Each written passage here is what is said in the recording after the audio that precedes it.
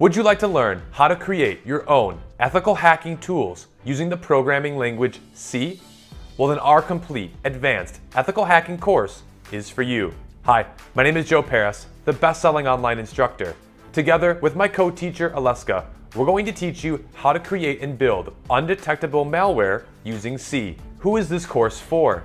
This course is for advanced ethical hacking students. But if you're more of a beginner and you're looking to learn the C programming language and maybe some more advanced skills, you can also enroll in this course. We also recommend that you have some programming knowledge. Here is everything that you're going to learn by signing up today. In our course, every video has its own purpose. And at the end of every lesson, you will finish with a working malware function. Now, besides just coding malware, we're also going to show you how to disguise it to look like an image or any other type of program that you would like to make it. You will also learn how to perform social engineering attacks and make the target run our malware program. You are going to learn all of this and much more in our complete ethical hacking advanced course. Now, we always want you to feel comfortable before making a purchase. That's why we've uploaded multiple free preview videos for you to view before you take the class. But if you're ready, we're ready. It's time to take action. This offer won't last forever. Go ahead and click the Buy Now button and we will see you in the course. Thanks again for enrolling. Hello everybody and welcome to this unique C hacking course. Now, in this course we are going to create our own advanced malware that is going to perform multiple things and that will target all Windows systems. So this is a course for advanced ethical hackers, but you can also enroll if you're interested in C programming or if you're just a beginner and you're interested in more advanced stuff such as coding your own hacking tools. In our course, each lecture will have its own purpose, and at the end of each lecture, we should finish with a working malware function. So we will have a goal that we want to accomplish at the end of each video. Besides of coding malware, I will also show you how to disguise it to look like an image or an MP3 file, or perhaps a PDF file, and any other type of program that you want to make it. We're also going to think of smart ways to perform social engineering attack and make the target run our malware program without them even knowing it. So that is going to be a good one. Now keep in mind, even though this isn't a C programming course, I will type the code myself and explain every function we use as we go. But it is a huge plus if you have previous programming knowledge in any language, because we will code in one and only C language, which is known to be one of the harder programming languages. Now let me explain why you should take this course. Well, if you ever wondered how professional malwares and backdoors are created, well, they are created in C language mostly, and this course will give you an in-depth look on how to do that. We'll cover hiding our malware program from the target. We will also cover a little bit of socket programming in C. We will cover establishing connection at any time with our target machine.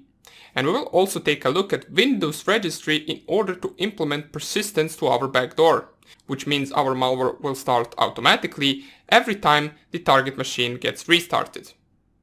We will see also an example of adding a keylogger in C that will be able to capture any keystrokes that the target inputs in their keyboard, and we will do many other things as well. We're going to code along in this course, which means I will type the code myself as we go, and I will also explain it. But I also thought of the people who want to have the code already in front of them and follow the course like that, because it makes them focus more on the explanation. So I will have ready to download source code in the last lecture of the course. So feel free to download it and follow the course line by line if that is what you prefer. But you should keep in mind that if you are a beginner in ethical hacking and you haven't taken a course on it, this might not be the first course you should take, because this will be rather advanced course. It is basically a course, as I said, for programmers and for ethical hackers with previous experience. But if you're interested and if you're ready to focus a little harder to understand everything, I'm happy to help you with any questions you might have. So anything that you might wonder about, any function that you do not fully understand, feel free to post it in the Q&A section and I will respond as soon as I see it. As far as the platform goes on which I will be coding, I will use my Kali Linux virtual machine to create our programs. But for you, feel free to use any type of environment you want, but keep in mind that the compilation process of a C program is different on Windows and Linux environment. I will show you how to compile the program on Linux systems, and in case you want to follow on the same platform as I do, you can go to this page right here, download VirtualBox, which will help you set up your virtual machine, and then go to the Kali Linux official page, go to Downloads, and you can download the newest version of Kali Linux machine if you want to have the same environment as I do. But the process of compilation and the process of coding the program will be the same on any other Linux system, and the compilation process might be slightly different on Windows. So without further ado, let's get straight into the video where we are going to show our malware capabilities and see how it performs on a target machine. Welcome back everybody, and let's perform a demonstration of our malware capabilities. I always like to show my students what they should expect at the end of the course. So right now, we're going to perform a test of our malware and see some of its functions that you will have at the end of the course. So right here, I have my Kali Linux 2019.4 hacking machine, and right here I have my fully updated Windows 10 target machine. So if I go to my hacking machine and start my server, which is one of the programs that we're going to code, it will listen for the incoming connections from anywhere. So right now, if I go to my target machine, and let's say the target wants to go to the My Vacation Photos folder, which is located on the desktop, they notice that there are 4 images in the My Vacation Photos folder, but they only recognize first 3. So they have no idea from where the wood lake came from. They run the woodlake.jpg, which will open up an image of a lake. Everything will look normally. Even if they close it, nothing will be shown on the desktop or anywhere else. They will have no idea that just by opening this image, they have started our malware, and right now, if I go back to my Kali Linux machine, we can see we successfully established a connection with Windows 10 target machine. And right now, if we want to, we can run any command that you can run in a Windows command prompt, such as for example, who am I, to check out the machine that you are running on. You can check out the IP address using the ipconfig command. You can check out all of the directories and all of the files that the target has. If you type dir command, it will give you an output of all of the files in that current working directory. And we can see our program is currently hidden in the temporary directory on target machine. Another thing we can do, we can start our keylogger using a simple command called keylog_start. Press here enter, and just like that, our keylogger has started, and it will capture all of the keystrokes that the target inputs in their keyboard. So let's see how that will work. Let's say the target wants to go to the My Secret Passwords folder, and they want to add a new password, for example, for a Steam account. They go right here, they type Steam, 2 dots, enter for the new line, then tab, and then password 321. Let's say that is the password for their Steam account. But if we go back to our Kali Linux machine and type dir once again in the same directory as our malware, we can see there is a new file called windows.txt. If we want to see the contents of the file, we can type the command, which is type windows.txt. It will output everything that the target has inputted in their keyboard since we started our keylogger. And we can see right here, Steam, 2 dots, new line, then tabbed in, and then the password 321. This will also work for any online account and any login page. So if they go, for example, to an Instagram login page, they type in, let's say, video_test as a username and test1234 as a password. If we go back to our Kali Linux machine and type C command as previously, we can see the Instagram credentials have been added to the file. As we can see, video_test and test1234. So now that we know that we can also steal their data, let's see how we can navigate between the directories. We can use the cd command to, for example, go to the C directory, see the contents of the C directory, go to the users, for example, then to the user's desktop. And we can see all of the contents of their desktop directory. If we want to, we can also start different files. And also what we can do is we can create a persistence on the target machine. How can we do that? Well, simply just by using the persist command, which we will also code. It will create an actual persistence on the target machine, meaning it will add our malware to the registry, which will allow us to automatically start our program every time the target restarts their machine, without them even knowing it. So you can see right here, we get the response from our malware, which says created persistence at this registry. So those are just some of our malware functions, and let's say right now we want to quit our program, we can simply just type the Q command, which will close the connection and which will close our program. So we will see how to code all of this. We will also see some of the social engineering techniques to mask our program to look just like a normal program, as you saw in the woodleg.jpg file. It only opened an image and nothing else, but it also ran our malware in the background. So that's about it for the demonstration, and in the next video I will show you a unique way to make any exe file an image. So hope you enjoyed this demonstration, and I hope I will see you in the next lecture. Bye! Welcome back everybody. And in this tutorial I want to show you how you can convert any exe file to look exactly like an image.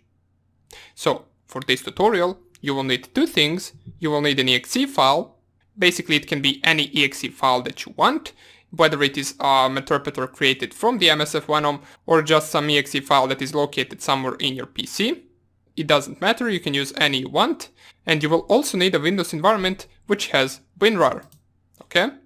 So if you are running Windows and you don't have WinRAR, make sure that you download it first before you attempt this, because we are going to need it while creating the image with our malware. Now if you don't have any Windows machine, you can simply just download VirtualBox and download some Windows environment, and then you will have a Windows machine where you can convert your malwares to images and any other file types, and you will also have an environment where you can test our malware once we create it. Okay?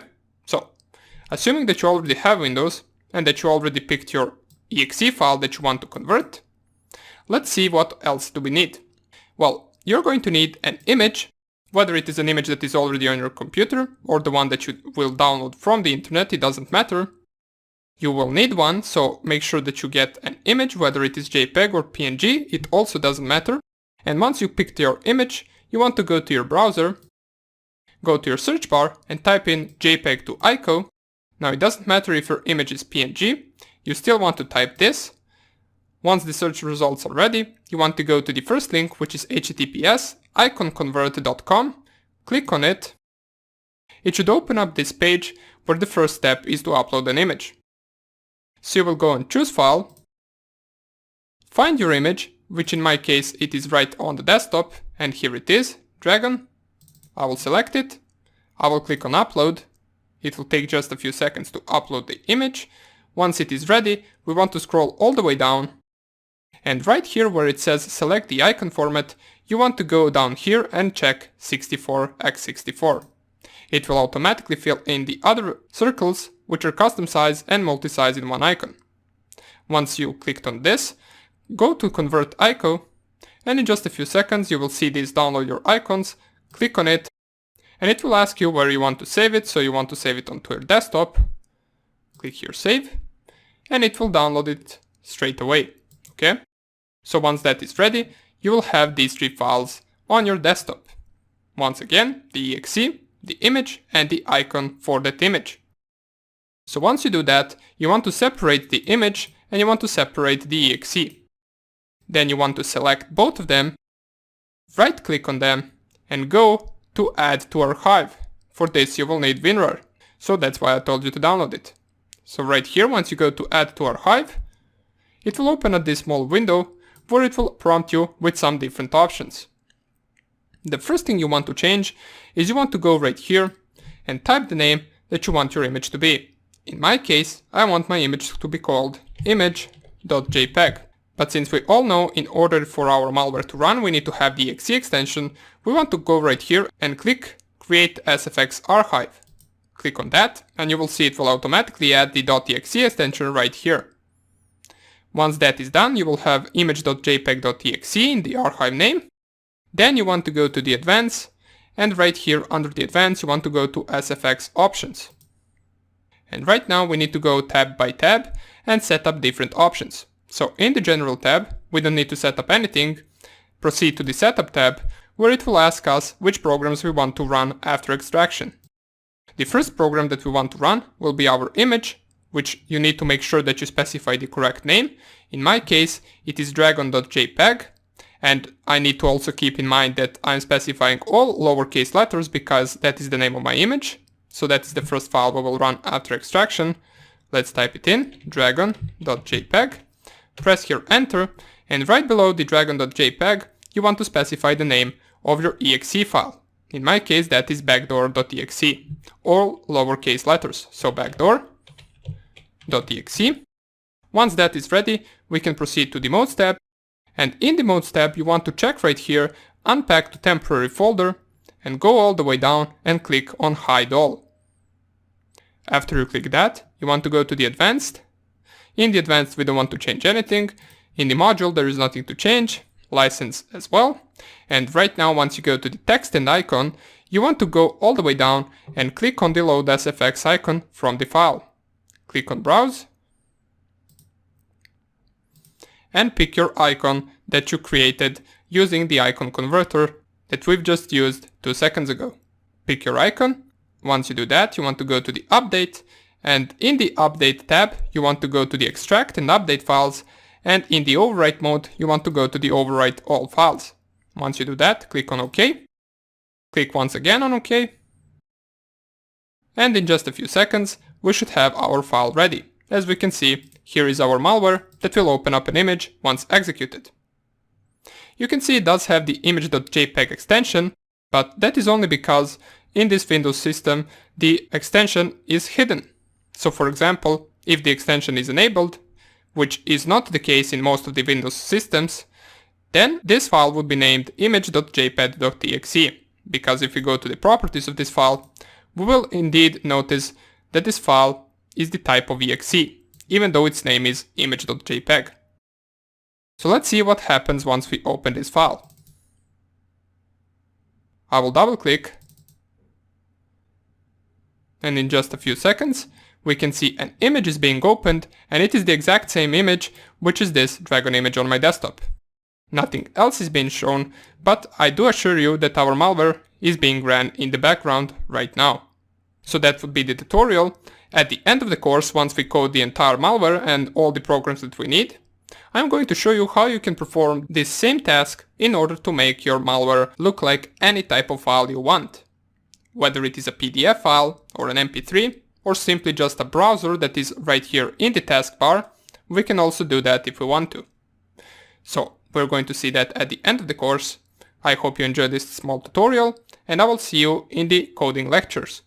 Welcome everybody to the first lecture of creating our malware, and in this video we're going to see what options do we want our malware to have. We're going to make a list that we're going to follow throughout this section, and we're also going to include all the necessary libraries that we're going to need for our program. Now keep in mind that in this video I'm only going to explain as much as I can about the C programming, so this is not going to be a C programming course. This is just going to be us coding an actual malware and me explaining all the functions that we're going to use throughout our code. Okay, so first of all, let's create a list. So what we're going to do is we're going to navigate to the desktop directory in our machine. Now, if you're using Windows directory, don't worry. You can code this program in Windows if you like. You can code it anywhere you actually like. But I prefer to code it in Linux environment, so I'm using my Kali Linux machine to perform this. The compilation method for Windows and Linux will be different, but I'm going to show you how you can compile the C program in Linux and make it run in Windows. So our goal is to get an exe file that is going to be an executable in Windows. Okay? So first of all, we're going to navigate to the desktop directory, and right now we're going to create a file which is going to be called malware plan.txt.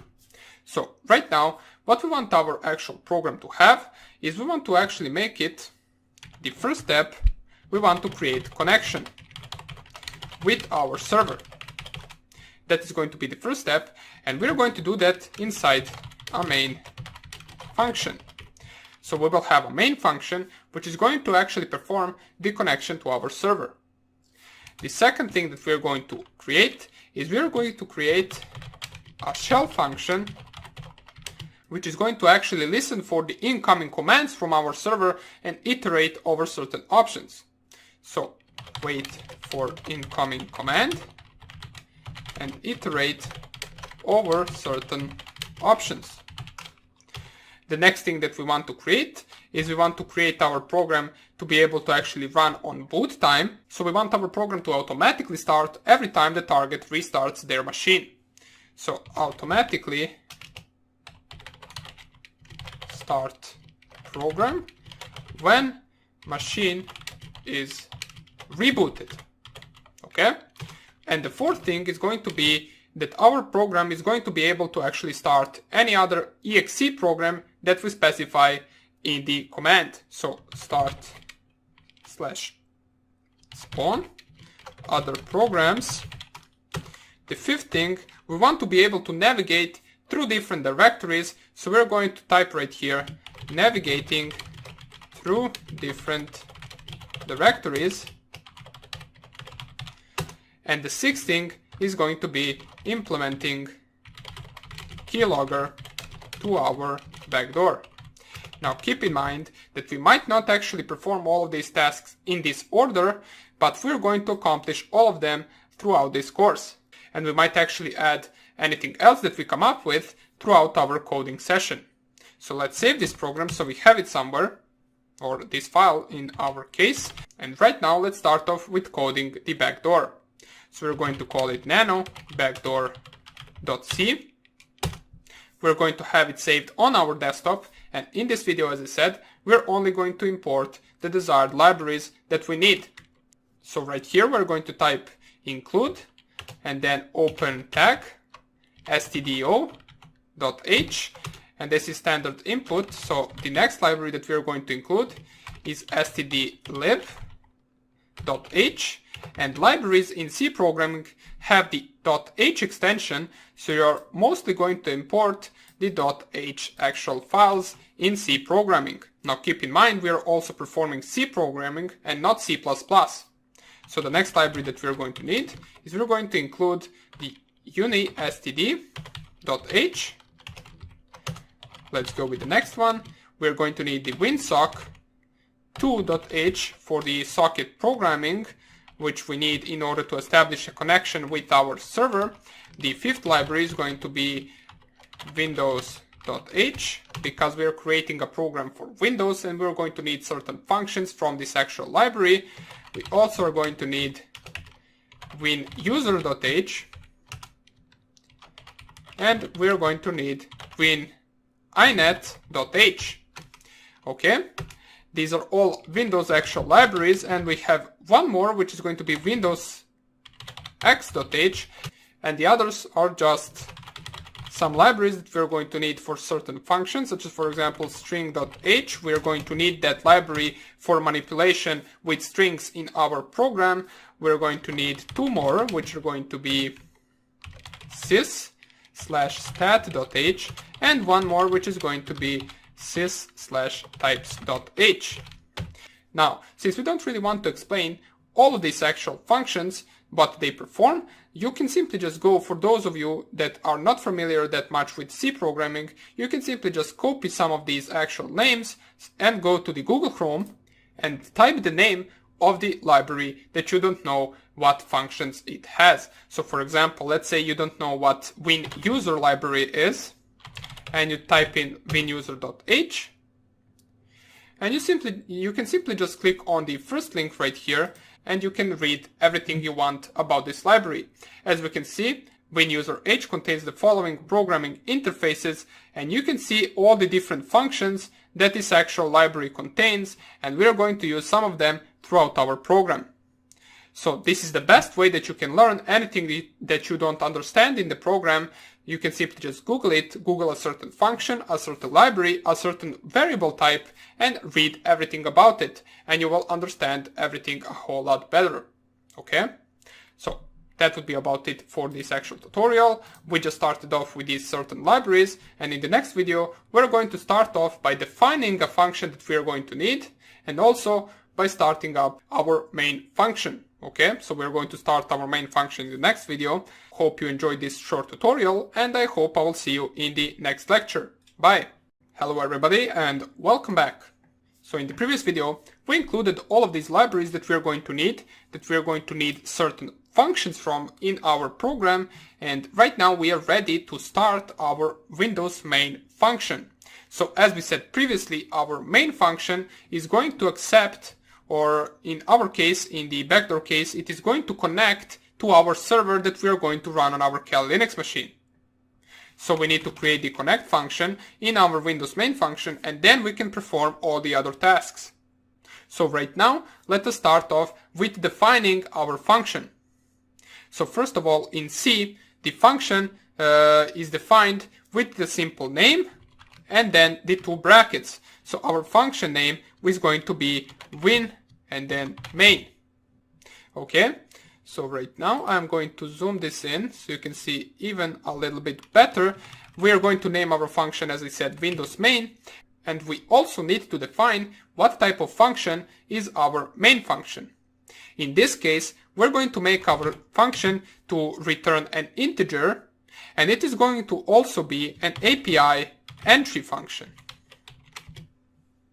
Okay, so the reason why we are specifying these options for our Windows main function is because since we are coding a Windows program, every Windows program includes an entry point function that is named something like Windows main. It also needs to create an API entry so we can have access to different functions that we're going to use through our program. Now this function also takes a couple of parameters that we need to define between these two brackets, and those parameters are h instance and then smaller h and then capital I instance, comma, h instance, again capital letters, and then h prev, comma, lpstr, and then lpcmd line, and then the last parameter is going to be integer value, and then ncmd show. Now basically h instance represents or is a handle to an instance or a handle to a module. Now the operating system uses this value to identify the executable when it is loaded in memory. And also the instance handle is needed for some Windows functions. Now the hprev right here that we typed as a second parameter, it really has no real meaning. It was used in 16-bit Windows, but now it is always 0.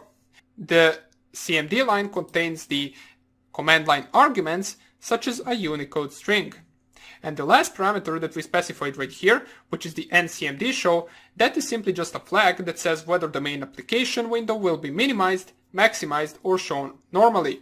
And that is basically the first thing that we need to do in our function. But before we start coding the actual function code, we need to open up these curly brackets right here, and everything that is inside those curly brackets will belong to our main function.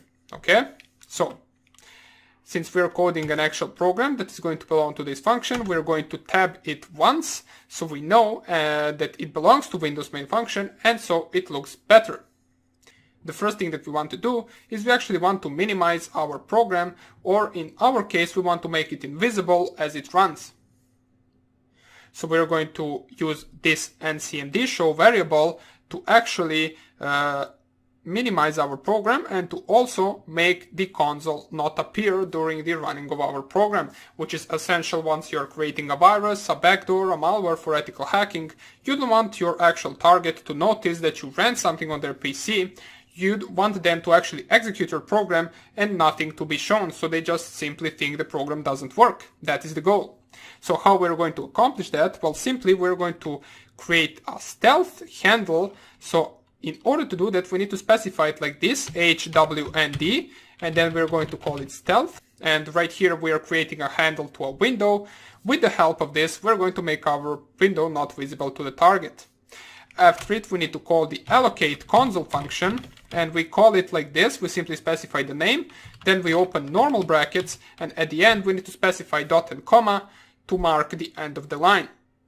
Now this will allocate a new console to the calling process, and this function takes no parameters. That's why it simply just has open and close brackets. now that we defined our stealth variable right here, we're going to call a function to it, and that function is going to be find window A.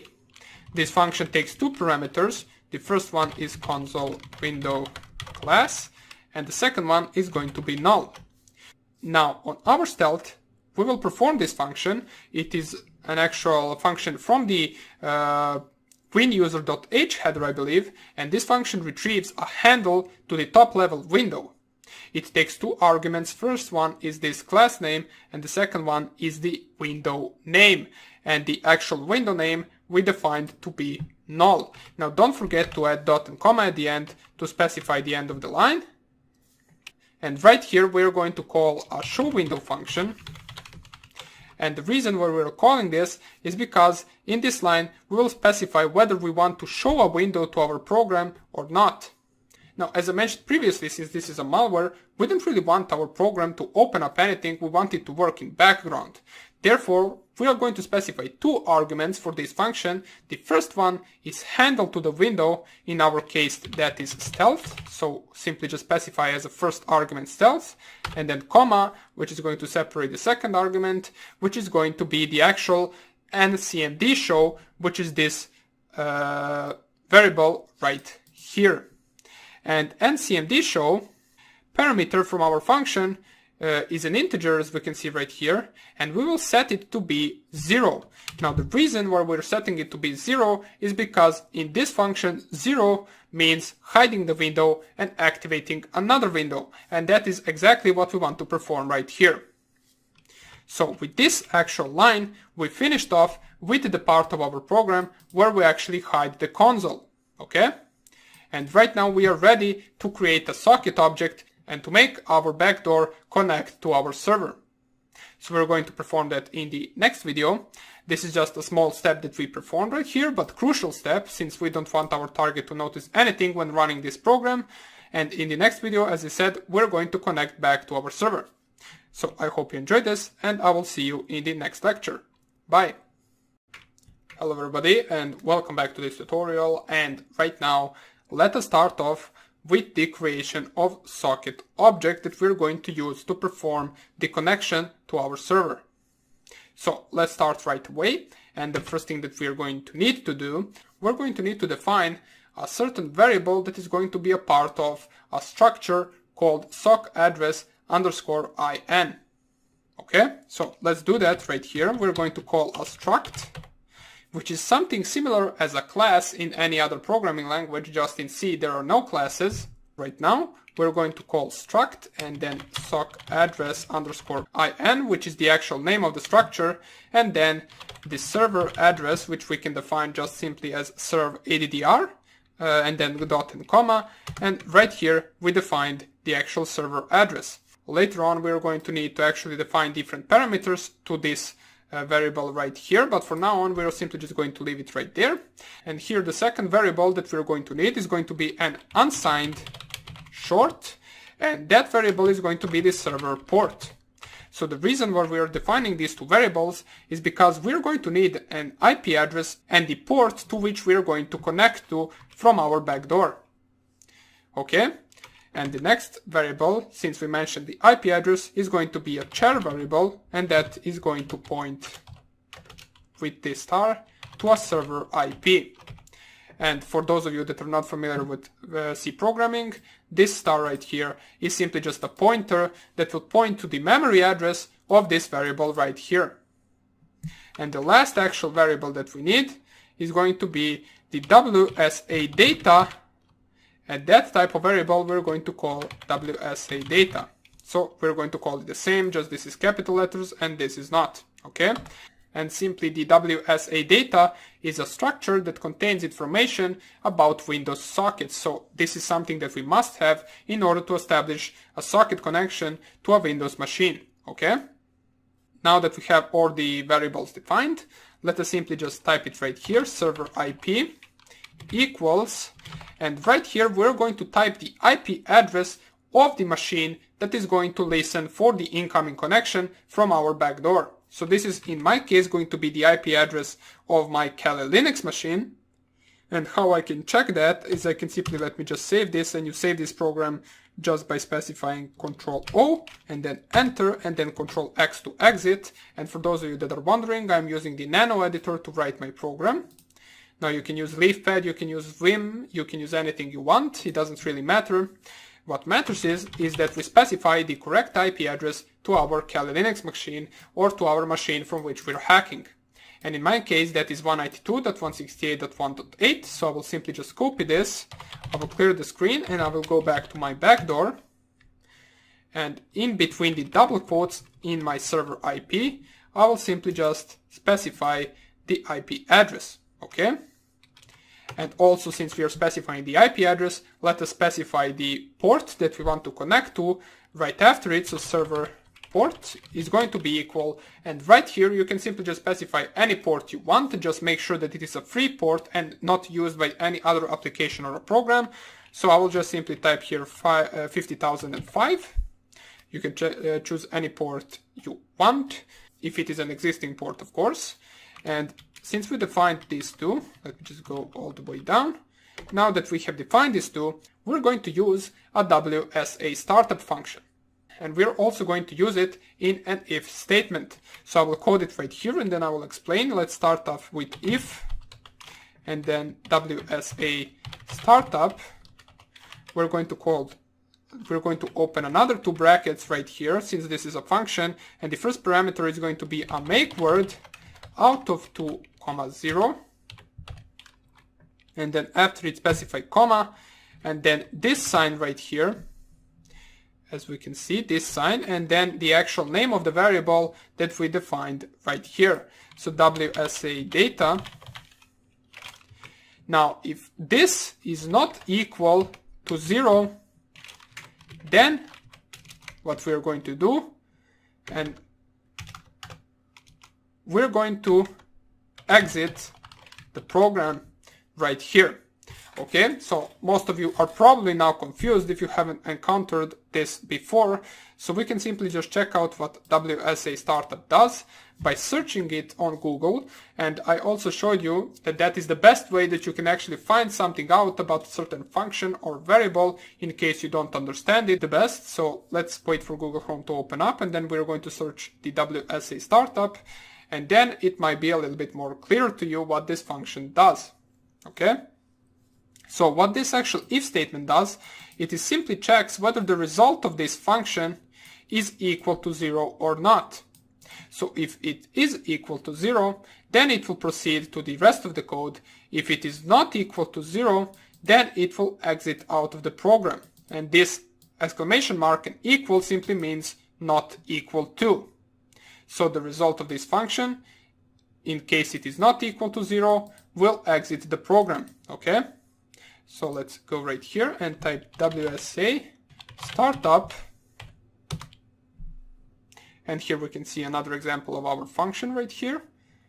As we can see right here, it does take two parameters indeed. The first one is the make word, and the second one is the WSA data that we created right here.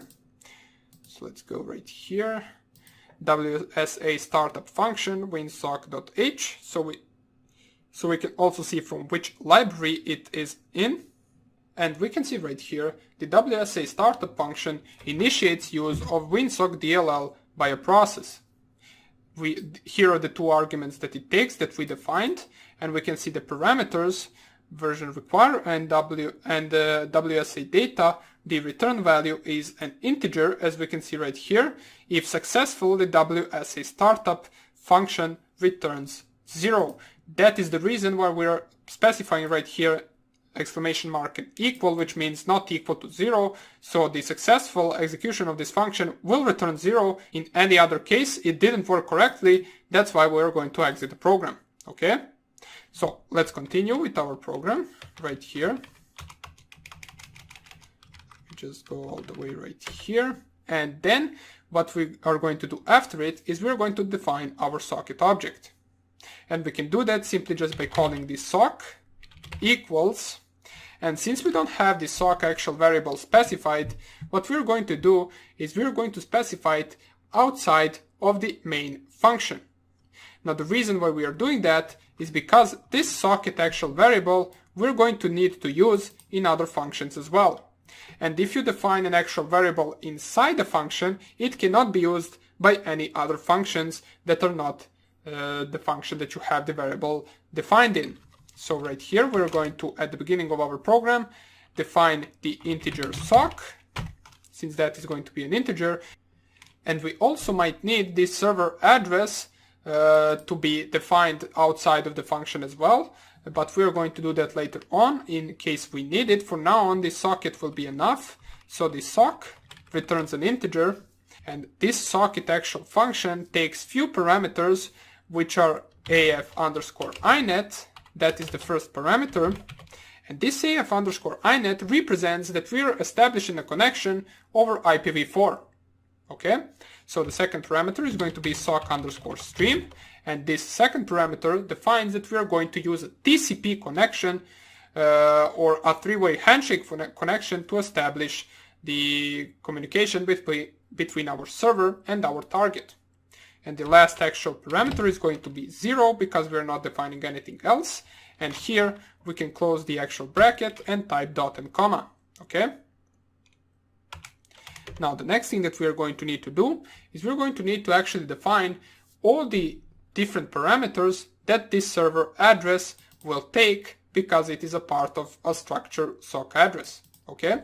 So before we do that, we want to first of all clear it out of any bytes, and we can do that simply just by using memset function. And what this memset function does is it simply just clears the variable with zeros. So for example, let's say that between the double quotes are the contents of our server address variable, and they have some random numbers. What the memory set function will do is it will clear them to be all zeros. Okay, so we can use that right here. Memory set. The first parameter is actually going to be the memory location of the variable that we are going to clear, and in our case you specify that with this sign right here and then the name of the variable, which is server addr in my case. Then the next actual parameter is going to be 0, so we want to actually clean it up with zeros, and the third parameter is going to be the size of the variable, and we can get that with the help of a function called sizeOf. So, and in between the brackets we specify the variable name. Okay, then dot and comma at the end, and we can use this function to zero all the content of this variable right here. Okay, and now we can define different parameters that are going to belong to this variable. So the first parameter we're going to access with this, so server addr, and then dot scene underscore family, and that is going to be af underscore inet, which we already explained to be IPv4 connection. The second parameter, which is going to be called scene underscore addr, and then dot s underscore addr, is going to be the actual IP address of our server. And we are going to convert, since this is an actual string, we cannot use a string to connect to it. We need to convert this string to an IP address format. And we can do that simply just by using inet underscore addr function onto our server IP. Okay? And the last parameter that we're going to need is going to be the port. So server addr dot scene underscore port. And here we're going to use also another function that is going to convert this integer to a port format, and we can use htons function on this server port. And as I mentioned previously, let me just add dot and comma. If you're wondering about any of these functions, you can simply just go in your Google Chrome, type the function name, and you can see what that function does, so I don't have to explain everything that we actually code. Okay? And you will also learn much more just by reading the stuff that this function can perform than by simply looking at the code. Okay? So now that we defined it, we're going to cut this tutorial right here, and in the next one we are going to actually connect to our server. Now I know some of this stuff can be hard for someone that doesn't have that much experience in C, so my advice would be to search all of the functions that you don't understand and to also read through the code multiple times. It really does help a lot, and you will understand it a whole lot better if you simply just go through the code multiple times than just one. Okay, so let us save this, Control X to exit, and we're going to continue in the next tutorial. Bye. Hello everybody, and let's continue right away with our program. So I will just nano my backdoor.c, go all the way down, and what we're left to perform in this main function before we can close it and go to the next function is we need to perform the connection. So we can do that using the connect function, and the connect function looks something like this. You simply just specify connect, and the first argument of the connect function is going to be the socket. Now we define the socket to be called like this, so we're simply just going to define it right here. And then for the second argument, open and close bracket, and in those brackets specify structure, or struct in this case, sock addr, and then a pointer or a star sign. And then outside of the function, specify the memory location of server address, and we do that, as we already know, with this sign and then server address, or serve addr. Okay, so this is the second parameter, and the last parameter is going to be the actual size of the server addr. So size of, and then server addr. Okay, but this is not everything that we want to actually code. We want our program, our backdoor or malware, or however you want to call it, we want that to actually connect to the target, or try to connect to the target every 10 seconds. Now, why do we want it like that? Well, imagine you deliver the payload to the target and they run the actual payload before you start your server. They will try to connect back to you before you have even started listening for incoming connections, and therefore they will go through this part of code. It will not work because they will not be able to connect to you because you haven't really started up your server and listening of connections yet. And therefore this program will stop running.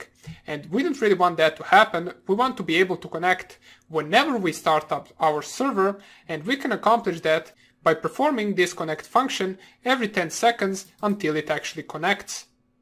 And we can do that simply just by running right here a while loop. So a while loop simply means that we're going to run this actual connect function until it is equal to 0. Okay? So we're going to run this as long as it is not equal to 0. And as soon as it is equal to 0, that means that the connection has been established, and we're going to go to the rest of the code. Okay? And if it is not equal to 0, we're going to perform... Let me just retrieve this bracket right here. It went all the way down for some reason.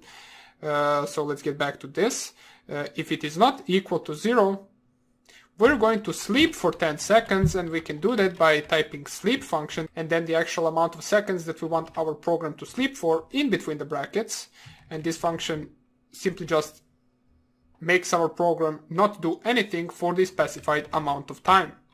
And then right after it, we're going to do something really interesting that I think only can be done in C and assembly language, which is go to instruction and then start.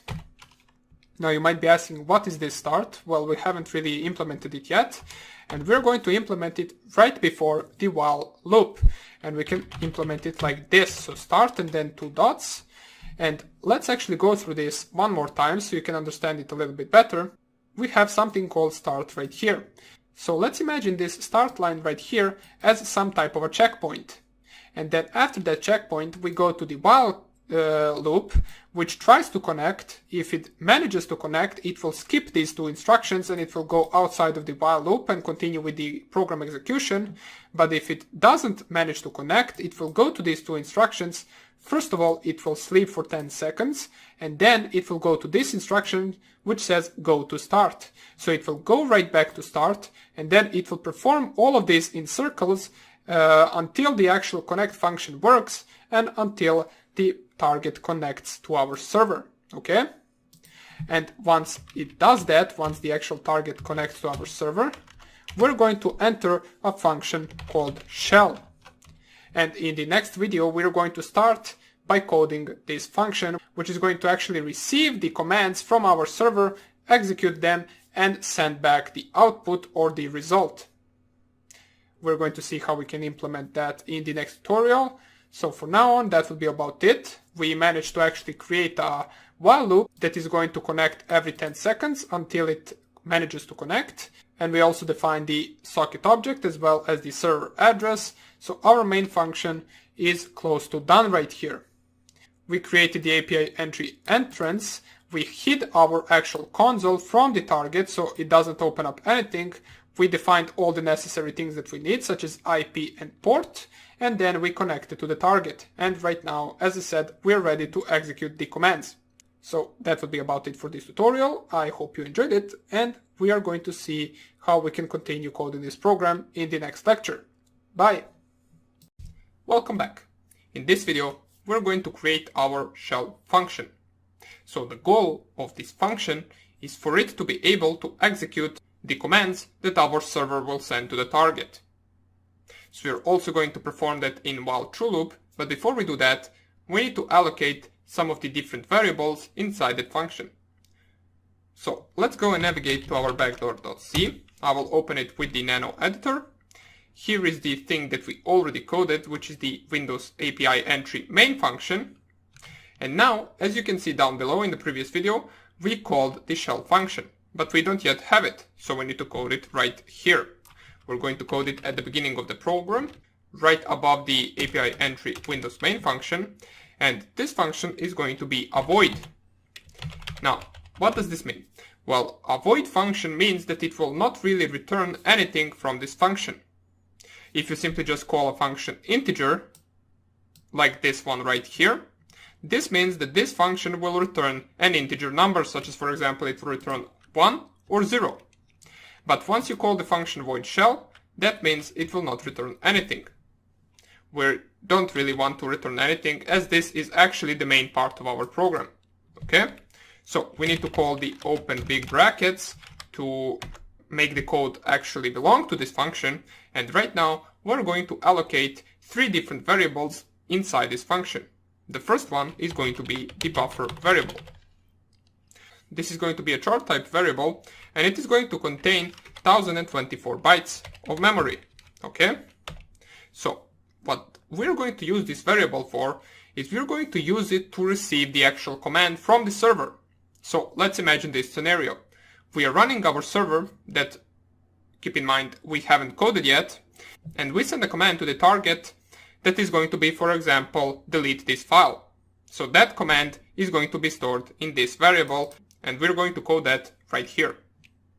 Okay, so the next variable that we're going to need is going to be the container variable. So we're just going to call it container.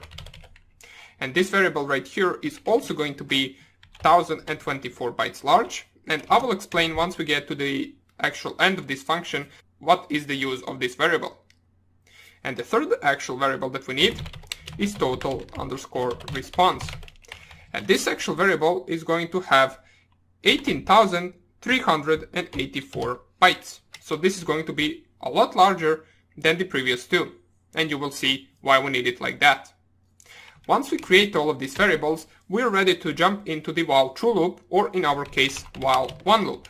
As we previously explained, while one loop means that it will iterate forever until some certain breakpoint is called, or until some actual task is fulfilled. Okay? So let's open the brackets for our while true loop. And right here, we're going to create the same thing that we created in our Windows main API entry function, which is this right here. So we're going to create a jump point. And you will see why do we need it. So right now, we're going to code it before anything inside our while loop, and it is going to be called jump, because we are literally jumping to this point after some execution. Now the next thing that we're going to do is we're going to take these 3 variables right here that we just created, and we're going to allocate zeros inside all of the memory that they take. So for example, there are some random actual bytes inside this memory, and we want to allocate zeros to all of them. Now we know that in Windows C there is a function called memset, which we actually used previously, And this actual function takes 3 arguments, which is the variable name, the bytes that we want to overwrite, and which size we want to overwrite. But let's not use this function because we're going to use it a lot of times inside this program. Let's create a smaller function that is going to perform the same task. So we're going to create the b0 function. And for those of you wondering, b0 is a function that is exactly the same as memory set or memset function, just it is usable on Linux. But keep in mind that this program will be run in Windows environment, therefore we can't just simply use b0 and expect it to work. We need to define this function. So how can we define it? Well, inside of C, we can use hashtag and then define. After it, we call the name of the function, which is going to be b0. We're going to call it exactly the same like the Linux function. And this b0 function will take 2 parameters instead of 3. The first one will be the actual parameter, or the variable in our case, and the second one will be the size. So for example, we want to b0 this buffer right here. We'll specify buffer as the first argument and 1024 as the second argument. But this is not everything that we need to do. We also need to say how can it do this. And we can simply perform that action using the memory set function, which is already defined inside of this language. And we can do that just in the same line, call the void memory set function, which takes 3 arguments. If you remember, the first one is going to be the actual parameter. And keep in mind that if you call it p right here, you need to call it inside of this function as well p, because this is all one statement and it needs to have the same parameters. Okay? Then after it we perform comma, then 0, because we are actually overwriting the memory of the variable with zeros, and the third parameter inside memory set function is called size. Okay? So let me see if we got all the brackets correct. So 2 open, 2 closed, and we have these 2. Okay, everything is good. The same goes for the size variable right here. You need to call it the same inside of this function as well. And now that we coded this, we have the b0 function in our program. So let's use it right here. We're going to b0 every single variable that we created right here. So all 3 of them. Let's go with the first one, b0, and then buffer, and then 1024. As we can see, that is the size of the variable. Then we can go on to the second one, which is going to be b0 container. And another way you can specify the size of the variable is size of function, which is already in C, and then the variable name, which is container. So this is another way we can do it. Perhaps a better way than this one. So it is a better practice to actually use this way, to b0 the variable. And the third variable is going to be total underscore response, and then size of the total response. Okay? So right now, let's see how we can use all of these variables. Let's think about it. So the first thing that our program needs to do is to receive the command from our server. So how can we do that? Well, we can do that using the receive function. This receive function will take 4 parameters. The first one is going to be the socket that we created, which we called simply just sock. If I'm not mistaken, let us check it out. Yes, we called it sock. So that is the first parameter of this function. It will receive the bytes on this socket object. Where will it store it is the second parameter. So we want to store the response from the server or the actual command inside of this variable, which is the buffer variable. So we simply specify buffer as the second parameter. And the third parameter is going to be the size of the variable where we are storing our response. So that is going to be 1024 bytes. And the fourth parameter is going to be 0, which implies that we are not specifying anything else besides these 3 arguments. Okay? And now, once we receive this, we can enter our if-else statements. So let's leave that for the next video. For now on, we simply started this function. we allocated 3 different variables, we p0'd all of the 3 variables, and we received the command from the server. Now, in the next video, we're going to see how we can execute that. Thank you for watching and take care. Bye. Welcome back. And in this video, we're going to start off with our if-else statements inside our shell function. So the first thing that we need to do is compare this buffer with different commands. For example, let's say the server wants to quit the connection with the target. We can do that by specifying something that is short and to the point, so the actual user of this program can understand it. So how we are going to perform that? We can simply just send the q command from our server to our backdoor, which we are coding right here. And the backdoor should know that this q as a string will indicate that we want to close the connection and close the program. So how we can implement that? Well, we can simply compare if q equals to buffer, and if it does equal to buffer, we simply just close the socket object and exit the program. But how can we compare? We can't really perform this action right here. What we can do is we can use a function that comes already in C language, which is called string compare. So it is called like this, strncmp. And this function takes 3 arguments. The first argument is going to be the string that we are comparing. The second argument will be the variable that we are comparing the string with. And the third argument is going to be how much characters are we comparing. So in this case, we're only comparing 1 character. And now we need to put this in an if statement. So if, and then we will open a bracket, if string compare of this equals to 0, because if it is equal, if q is equal to buffer, then we will return 0, because this is an integer function, it will return an actual integer number. It will return 0 if these do match. So if it is equal to 0, that means that the server wants to quit the connection, and then we can simply just close the program. Well, first of all, close the socket object and then close the program. So first thing, we will call the close socket onto the sock object, which we created in main function. The next thing we need to perform, because this is going to be ran on Windows environment, we're going to perform the WSA cleanup, which we need to perform after we close the connection, and then we can simply just exit the program. And this is it. So this is everything that we need to perform in this case, where the actual server wants to quit the connection. In any other case, we will execute that command.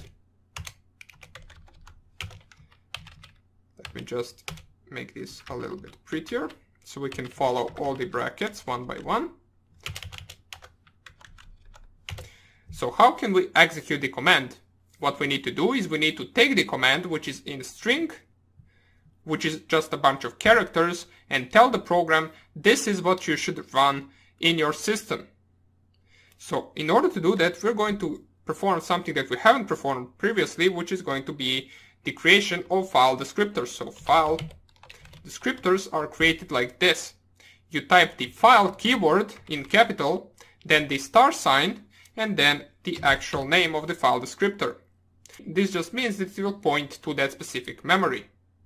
Once we do that, we're going to perform something similar to opening of a file. In order to just open a file, you can simply just type fopen, but we don't want to open a file, we want to open it as a process. So whatever is stored in this command will be ran as a certain process or as a certain task that the system should execute. And we can use underscore popen to do that. This popen function will take 2 parameters. The first one is going to be the buffer from which it will read the command. And in order for it to actually read the command, we need to specify it as a second parameter. Inside double quotes, we specify R, which stands for read. So simply we're telling the program, read this buffer and execute it. Okay? But it's not just that simple. We also need to actually get a response from the computer. So we want to send that response back to the server. We can do that using a while loop. And keep in mind, all of this should belong to this else statement, so that is why it is tabbed in. So let's continue, while, and we're going to use the fgets function, and fgets function will simply explain just get string from another variable into a different variable. So we're going to use the container right here. Oops, let me just open the brackets. While fgets and then container, and I will just write it right here, and then I will explain it, 1024 bytes, and then fp is not equal to null. Then what we're going to do is we're going to use strcat function, total underscore response, and then container. So let's explain what this does. We have two different variables. First one is the container, and the second one is total response. What we are doing right here is we're checking if the response can fit into 1024 bytes. So let's go like this. Let us explain it a little bit better.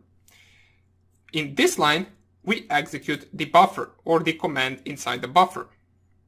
And we also store it inside of this fp. Once we store the response inside this fp file descriptor, we need to read from it and store the actual information inside the container. And container is the size of 1024 bytes. That's why we are using while and then fgets. We are getting 1024 bytes from the file descriptor inside the container variable. But let's imagine the response is actually larger than 1024 bytes. What happens then? We cannot store more than 1024 bytes inside the container, but the response might be larger than that. So that's why we're iterating in a while true loop. We're simply just pasting the first 1024 bytes from the file descriptor inside the container, and then we are actually adding that container into the total response with the string cat method. That means, let's say like this. This is the first part of the response. Let's say this is the first 1024 bytes of the response. We add that to the container, and then from the container we add that to the total response using this function right here. And then it goes back to the while loop, and then it transfers the next 1024 bytes to the container. The container will once again be, let's say, BBBB now. And then we transfer those BBBB and concat it to the previous container and store it in total response, which is going to be this. Now, since our total response is much larger than the actual container, it can store all of the information. And this will be our total response in this case. And all we need to do is actually send that total response to the server. And we can do that outside of the while loop, but still inside of the else statement using the send function. So send, the send function will take sock as a first argument, then it will take the total underscore response as a second argument. The third argument will be the size of the total response. And the fourth argument will be 0, indicating that we are not specifying anything besides this. And in C, once you finish working with a file descriptor, you need to close it using the fclose function. And in brackets, you simply specify which file descriptor you're closing. In our case, we called it fp. So right here, we will specify fp. And then dot and comma. So that will be about it for this tutorial. And we will continue in the next one. Bye. Hello everybody. And in this video, we're going to actually jump into our different program, which is going to be our server. Now, I know that we haven't really finished our backdoor, but we have finished the main part. Let me just enter the file. We have finished the main part, which is execution of the commands. So right now, theoretically, with this program, we can do something similar to this, which is executing commands similarly to the command prompt. So for example, if we type who am I, it will give us an output. If we type dir, it will give us the actual directory and all the files inside of that directory. We can type cd to get the path. We can read all of the files by typing type, and then, for example, let's say the target has passwords.txt. We can read them using this command if we want to. We can also get all of the saved wireless passwords with different commands, which I will show at the end of this course. But before we continue adding on to different options to this program, such as, for example, keylogger, persistence, which is going to start the program after the reboot automatically, and also, for example, starting the different programs with that, changing directories, which is also something that we need to add, let's see whether this first of all works. And in order to see whether this first of all works, we need to code the server part, which is going to listen for the connection. So that's why we're going to save this, Control O and then enter, and we're going to nano server.c. Okay? First of all, I will import all the needed libraries, which is going to be first include stdio.h, then just follow up with me right here. We need to first of all, okay, the second one is going to be sys/types.h. The third one is going to be for the socket, which is going to be sys/socket.h. .h. Now we have significantly less libraries right here, so we have only like 3 or 4 more. Let's go right here, net/in.h.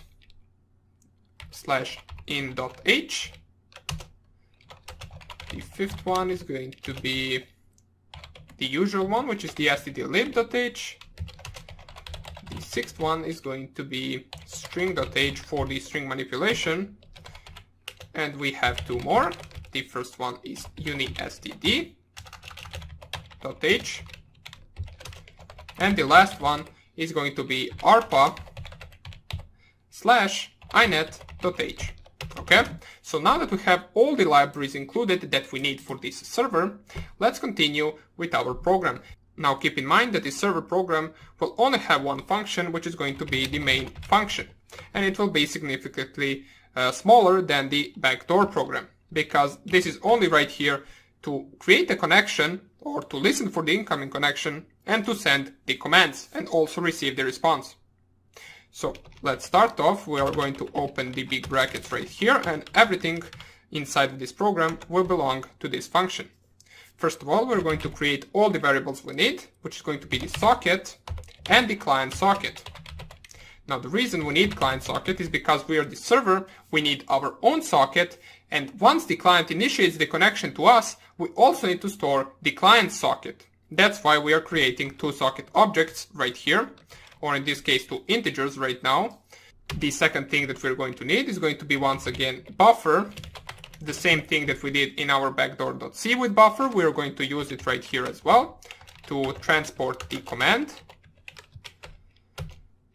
We also need the response, and the response has to be the same size as the total response from our backdoor.c, which in our case was 18,384, because it can't be a byte larger or smaller, because that would actually cause some problems inside of our program. It has to be the exact same size as the total response from the backdoor. Okay? Now we need to import the structure of the sockets, so struct sock addr_in, and we need that for the server address, which is going to be our own address, and the client address. So we create both of them. Now in our backdoor we only created 1 socket object, which was the target socket object, but in this case we need to create 2 because we are server and we need to accept the target's connection. We're also going to need a few different integers right here, which I will explain once we get to them. So this is the first one, and opt value equals 1. This is the second one, and the last thing we need is the length of the client socket, which we can specify like this, socklen, and then client_length. And you will see for these 3 variables why we need them in just a second, so don't worry. The first thing that we are going to create is going to be the socket. So we perform the same action as we did in our backdoor, which is going to be socket, and then first parameter af underscore inet, we already explained what that is, and the second parameter sock underscore stream for the TCP connection. The third parameter is going to be 0, specifying that we don't really want anything else, and now we want to set some of the socket options, and we're going to use this variable for that. Okay, so in order to check whether our setting of socket object worked, we're going to use the if statement. So if set sock opt onto our own socket, which is going to be the server socket, and then we're specifying some parameters right here, sol socket, and then sol underscore reuse addr. And right now, we're going to specify the opt value and the size of opt value, because that is where we will store the result. So we are going to specify this sign right here, and if you remember, this sign indicates the memory address of a specific variable that will come right after. In our case, that is going to be opt val, and this last parameter is going to be the size of the opt val. Okay, now if this is smaller than 0, then it means something is wrong with setting the socket object, and we will exit the program.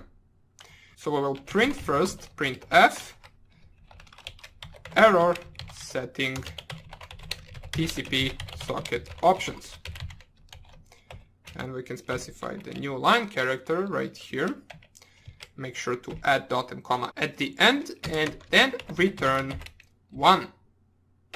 Okay, because keep in mind, this is a integer function, so we are returning an integer out of it. But in case it does work, we will continue with the execution of our program. So we need to perform the same things that we performed previously. So first thing we need to do is we need to set up our server address with all its needed parameters, which are the family, the IP address, and the port number of the connection. So we perform that in the backdoor as well. So let's do it right here. Syn underscore family equals af underscore inet, then server underscore address dot syn underscore addr dot s underscore addr equals inet underscore addr of the IP address of our Kali Linux machine, which I believe is 192.168.1.8, or simply this will be the IP address of your hacking machine, or basically the machine from which you are attacking the target. Okay, so let's add dot and comma, and the last parameter is going to be server underscore address dot syn underscore port equals htons, which is a function that will convert the port number. I believe we used this port number, but it doesn't really matter which port you use as long as it is free and not taken by some other software. And the next thing that we need to do, which we haven't really performed inside the backdoor, because this is a function that the server must perform, which is binding the server IP and the server port. And we can do that using the bind function. The first parameter is going to be the sock. The second parameter is going to be the structure of sock addr, pointing to the server address, because the server address actually has these information which we need in order to actually bind the connection. Okay, and the last parameter is going to be the size of the server address. Okay, so you will notice this actual function is similar to the connect function inside of the backdoor. And right now we need to listen for the incoming connections, which we use this function for, which is the listen function. It takes two arguments, the socket on which we are listening and the amount of connections we want to accept. So in this case, 5, let's specify like that. The next thing is going to be the client length, which we actually created right here. It is going to take the length of the client address, so we can specify that like this. Client length will be equal size of the client address. Easy as that. And the last thing before we establish the connection is going to be the accepting of the connection request. And we can do that with simply calling the accept function and storing the result inside the client socket. Because the accept function will return the client socket or the target socket in our case, and we want to store it in this variable right here, which we will then use to communicate with the target. Okay, so accept, and then the first parameter is socket, or in our case just sock.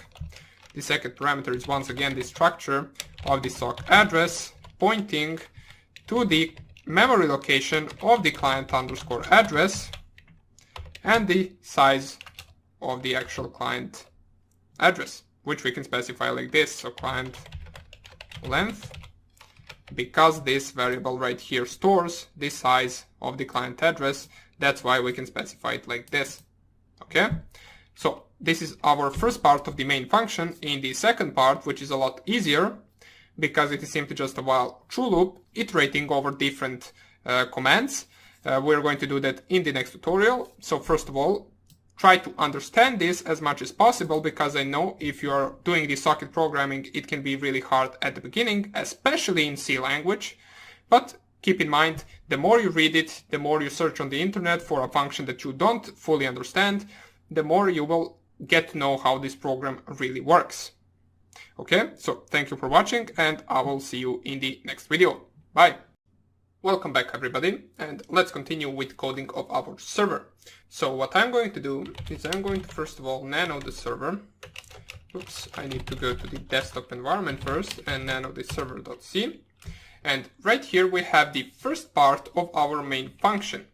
Now we accepted the connection, we set up all of the sockets as needed, we also set up the server address and all of its parameters, and now we are ready to enter the while true loop, where we're going to actually send the commands and iterate over different tasks. So let's go with it. It is going to be a part of our main function, so make sure to code it inside of the main function and type right below the client socket accept function, type while 1.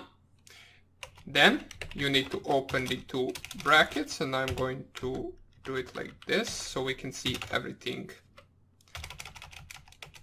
really good. Right here, the first thing that we need to do is we need to code something that we already did in the previous program, which is backdoor.c, and that is the usage of jump statement. So we're going to code it at the beginning of the while true loop so we can jump whenever we want right to this point right here. Okay? Now, after we do that, we need to b0 all of the variables that we created up in our main function. And those variables are buffer, where we are going to store the command that we're going to send to our backdoor. The response is also something that we are going to b0. And basically that will be about it. All the other variables we don't really need to touch. So let's go right here and use b0. And you will notice that right now we don't really need to define b0 in this program, because b0 exists in Linux C programming. That's why we don't really need to define it, as we are going to run the server on our Linux environment, or in this case in a Kali Linux machine. If you code a server to run on Windows environment, you need to define b0 once again.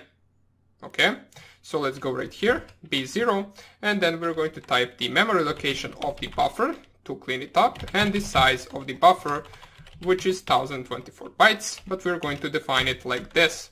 Then we need to b0 the response as well, which is going to store the entire response that the backdoor sends back to us. So we want to clear it every time. Let us type it right here, set the size of response. And the next thing is we need to prompt the user of this server to input a command to send to the target. So for example, let's say we create a connection with the target system. We managed to hack a Windows 10 machine. And let's say we want to see all of the files in the desktop directory on the target machine. We would need to input somewhere dir command, and that dir command would be sent to the backdoor, and backdoor would execute that dir command in its terminal, and then it will gather all the response from that, which is going to be the output of the directories on the desktop directory, and then it would send that response as a string back to us, and then we would print it right here on our screen. So that is the task that we need to accomplish. So let's see how we can do that. what we are going to do right now is, first of all, we are going to printf something like this to make it look better, shell, and then hashtag %s, and then this sign right here, and then $sign. This makes it look like a regular shell inside of a Linux. And 2 dots at the end, space, and that is the first argument. The second argument is going to be whatever we want to input instead of this %s, because this %s actually requires a string to be replaced right here, and we want to input there an IP address of the target machine. And we can do that using this function, which is inet_ntoa, and that function takes an argument of the client's, or in this case of the target's, IP address, which we can actually access like this, client_address, and we can see that the argument that stores the IP address is syn_addr. That's why we're going to type it right here, syn_addr. And once we print that, we need to wait for the user of a server to input a command, and we need to store it somewhere. So we're going to store it in our buffer. How can we do that? Well, we can use the fgets function, which will get the string and store it as a first argument, which we want to be a buffer, so it will store it inside a buffer. The second argument will be the size of the buffer, which we can access simply using the size of function. And the third argument is going to be how we want to access this information, or defined simply from where we are getting the command. And we are getting the command from the standard input, so we're going to specify right here std_in. Okay? Now we need to use a little bit of a string manipulation right after we get that. So for example, once you input a string inside the program, let's say this is a string, it will automatically sometimes have the new line character, which is /n. Imagine us actually sending this to the target and it tries to execute this, it would not recognize this command. For example, let's say we hack the target and we want the target to actually execute, for example, pwd, which stands for print working directory. So we input in our server pwd, but it sends pwd/n with a new line character. The target will try to execute this and it will fail because it doesn't recognize this as a command. So we need to remove this, and now we can send this to the target. So let's see how we can do this. We can use the strtok function to actually remove the /n from our string, or pardon me, \n, because \n is a new line character. So we first specify from where we want to remove the desired character, and the second argument is the character that we want to remove, in our case \n. Okay? Once we do that, we're ready to go. So all we're left to do right now is send the command to the target. We will use the write function to do that, and write is same as send, but it is a little bit easier since it takes only 3 arguments, and the first argument is the client socket, because we are sending this to the target. The second argument is what we are sending, and we are currently sending buffer, and the third argument is the size of the buffer. And now we successfully sent the command to the target. So now we need to check for the different options of what the command was. So you remember in our backdoor, we checked whether the buffer was equal to Q, and if it was equal to Q, we would quit the program. We need to do the same thing right here. So we're going to start with an if statement, if string compare of Q with a buffer, and we compare one character equals to 0. In this case, this means that it is equal. What we are going to do is we are simply just going to break from this program and close it. We don't need to perform any WSA cleanup, which we performed in backdoor, because this is a Linux environment and there is no WSA in creation of a socket. So this is a little bit simpler. The next thing we want to do, in case this isn't equal to Q, we want to receive the response from the target. So we are going to type here else statement, which means any other case where it is not equal to Q. What we're going to do, we are going to first of all, receive the response from the target, and we use the receive function to do that. So receive client underscore socket. We want to store the response inside the response variable. We need to specify the size of the response variable. And the fourth argument is going to be the message underscore wait all, which will be all capital, and this flag will tell the program to block the operation until the full request is satisfied. And for those of you that are interested in receive function and all of its flags to see how they work and what they can do, you can visit this website right here, which is the manual page for Linux functions. And you can see right here the receive functions, and all of its flags are down here. So there is quite a few of them. Okay, we used this one. So for anyone who is interested, you can check it right here. Okay, so let's get back to the program. Right after we receive the actual response, we want to print it out. And we can do that simply just by using printf statement. We want to print it as a string, which we can specify with the %s, and then comma, and what we are printing as a string is the contents of our response variable. And that is basically it. With this, we finished our while true loop in our server. And in the next video, we're going to first of all test this program, see if it works correctly, and if it does work correctly, we're going to proceed to adding on different functions, such as, for example, changing directories, creating persistence in registry, and also starting a keylogger, and other things as well. Okay, so thank you for watching this tutorial, and I will see you in the next lecture. Bye! Welcome back, everybody. And in this video, we're going to perform the first test of our malware.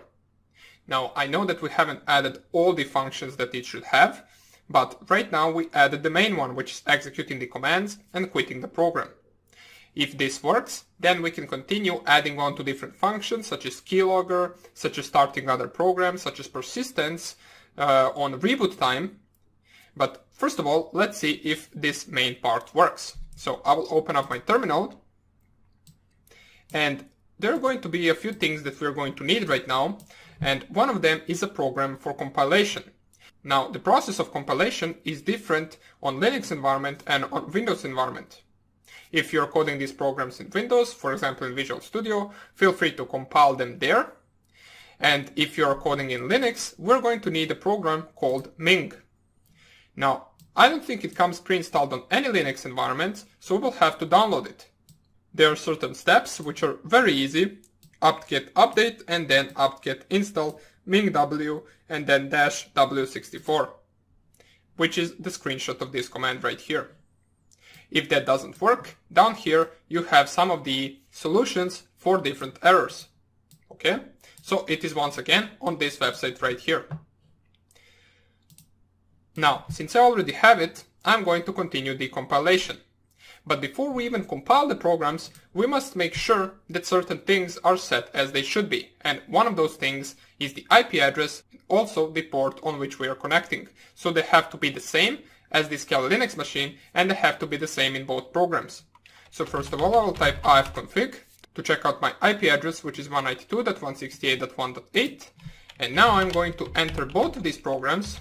Whoops, let me first go to the desktop, nanobackdoor.c, and check out whether the IP address is correct. The IP address is correct. The port is 50,005, so we must make sure that the IP address and the port is exactly the same in our server as well. So let's go right here. We have the same port and we also have the same IP address. So right now we're good to go and we can compile our programs. I'm going to start off with our server. Now keep in mind that we're compiling two different programs for two different platforms. In my case, I will run the server in this Kali Linux environment, which is a Linux operating system, so I will need to compile the server for Linux operating system. And our backdoor or our malware is going to be compiled for Windows. That's why we need to compile it for Windows operating system. Okay, so let's start off with the server.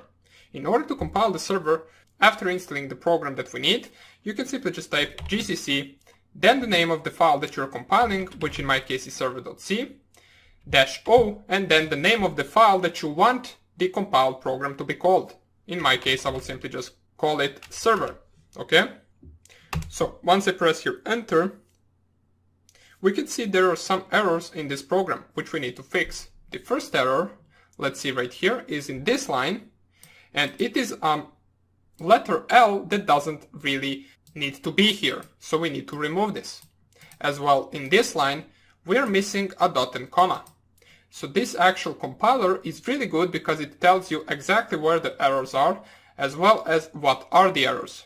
So in this case, we need to remove the L, and here we need to add the dot and comma at the end of the line. So let us do it right away. Let's go right here. Here is the line where we need to add dot and comma. And here is the line where we need to delete L. Once we fix all of that, let's save this, exit, and let's compile the server once again. And we can see right now, we don't get any errors, and our server is compiled, and it is stored right here on the desktop. Okay? So right now that we have the server compiled, we can compile the backdoor. Now, the command for compiling the backdoor is a little bit longer, so we will need to go slowly right here. The beginning of it starts like this, i686-w64-ming w32-gcc. So this is the program name. The compilation is going to be for Windows 32-bit, and the reason why we're compiling our program to be a Windows 32-bit program is because a 32-bit program can be ran on both Windows 32-bit and 64-bit. If our target was, for example, 32-bit machine, and we compiled our program to be a 64-bit program, then it wouldn't really run on that target system. In this case, it will run both times, okay? So we type i686, then -o, then we specify the file name that we want our compiled program to be called. We can call it malware.exe. After it comes the name of the file that you're compiling. In my case, that is backdoor.c. After this, we need to specify a few different libraries in our command that are used for socket Windows programming. And the reason behind that is because we are compiling a Windows program on a Linux environment, and we need to let know our compiler that we are using some of the Windows libraries, such as, for example, -lw soc32 and -lw -inet. Okay, so I will just zoom this in so you can see it even better, and here is the entire command. Once you enter this command, press here enter, and we can see we also got some errors right here. In the first one, we are missing a bracket before connect, as well as after size of. So let's fix that right here. Nano backdoor.c. Let's go all the way down where our connect function is, and right here we need to add brackets. And since we opened the bracket right here, we also need to close it right here. Save this. And let's try to compile it once again. And we can see this worked as well without any error afterwards. Now, since we got both the programs compiled, let us transfer malware to our Windows environment right here. Since this is just the first test, I will not try to make this an image, or I will not try to make this as least detectable as it should be. I will just simply see whether the program works. So I will transfer it over a USB drive and run the command mv malware.exe/media root and then the name of my USB drive. Once I moved it there, I will unplug the USB drive and I will run my server. Once I run my server, I will run the program. Let me just paste it onto the desktop right here. So here is our malware. If I double click on it, you will see nothing really happens. There is nothing opening right here. The target would probably think that this program is not working. But if we go to our Kali Linux machine, we can see our shell prompt right here. And we can execute the commands if we want to. So for example, if I type who am I, it will give us the output of the name of this PC. If I type, for example, ipconfig, it will give me the IP address of my Windows 10 machine. If I type, for example, dir, I can see all the files in the current directory of the desktop of this machine.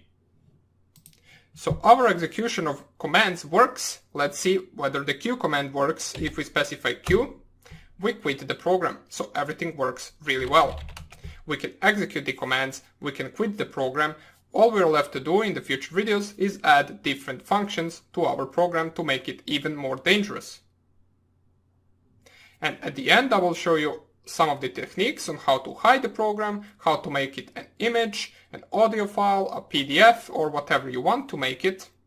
And also a few steps that you can do in order to make it even less detectable by antiviruses and Windows Defender. So, hope you enjoyed this little presentation of our first test of malware, and we will continue adding on to it in the next tutorial. Bye! Hello everybody, and welcome back. In the previous video, we performed our first test of our malware, and it worked correctly. With some minor issues that we were able to fix, we got our program to work and execute our commands. Right now, we need to add on to its options. So, we have the two files right here, and the first thing that we want to do is to be able to change directories once we hack a target machine. So if you test our program until now, you will notice that even though we can actually execute the commands, there are certain commands that we still can't execute, such as, for example, the cd command. The cd command stands in both Windows and Linux for changing directory. You simply just type cd and then desktop, and it will change the directory into the desktop. And then you can type dir, and you will see all of the files and folders inside of that directory. And these two commands also work in Windows the same way. But if you run this from our program and you type cd desktop, you will see it will not really change the directory to a desired directory. And right now, let's see how we can fix it. Well, it will actually be a little bit harder than it seems. And we're going to start off by opening our backdoor.c and navigating to our void shell function. So what we want to do is we want to add an option for the changing of directory somewhere around here. So we're going to create an else if statement between these two. So go to this bracket, press here enter, and type here else if. And what we want to do, we want to compare the command with cd. So we will use the same function as string compare. Let's type it right here, strncmp, and we want to compare the cd with the buffer and to characters. Okay, so we're comparing this right here. But if we were actually to leave this with cd and two characters being compared, it would still not work. What we need to do is we need to compare first 3 characters, and we need to compare it with cd and then empty space. So simply just type cd and then empty space between your double quotes. You compare it with a buffer and you compare it with number 3. And now I'm going to explain why are we comparing it like this. Well, once you're changing the directory, the entire command will actually contain the cd part and the directory part. So for example, what I'm going to do right now, I'm going to open another terminal and open LeafPad, just so you can understand everything better. As we can see right here, this is what the command looks like. And it doesn't have to be desktop, it can be any other directory, such as, for example, downloads. So if we compare just cd with our buffer, it might actually mistake it with a simple cd command, which in Windows prints current working directory. So let's check out how these commands work in Windows by opening up our command prompt right here. And if I type cd, you will see it will give me a prompt of my current working directory. But if I type cd, for example, and then c, oops, it's cdc and then slash, you will see that it will change the directory to the C drive. So these two commands are not the same. And we don't want to mistake one with another, so that's why we compare first 3 characters. If in our command there is an empty space, that means that after it will come the directory name. If there is not an empty space, that means that the command was a 2-letter command and it was just cd. Okay? So I will leave this LeafPad for now because we're going to need it in just a second. I'm just going to delete this. Let me close this and close this. Go back to our program. And right now, since you know why we're comparing first three characters, let's continue. Else if string compare equals to 0, then what we need to perform is a changing of the directory. And there is an actual function in C which is called chdir, which allows us to specify the directory name between the brackets, and then it will change the directory inside of our program to that specified directory. But how can we actually do this? We cannot specify buffer right here, because buffer would be the entire command which contains cd space as well as the directory name. So once the program tries to change the directory to, for example, cd desktop, it will get confused because it also has this part in it. So we need to somehow actually cut off this first part and then leave the buffer to be only the directory name, so we can specify it inside of these brackets. And I have a function coded that will do exactly that, and we're not going to code it because it will take a lot of time. We're just going to add it to our program, and don't worry, I will also add the function as a code resource inside of the course.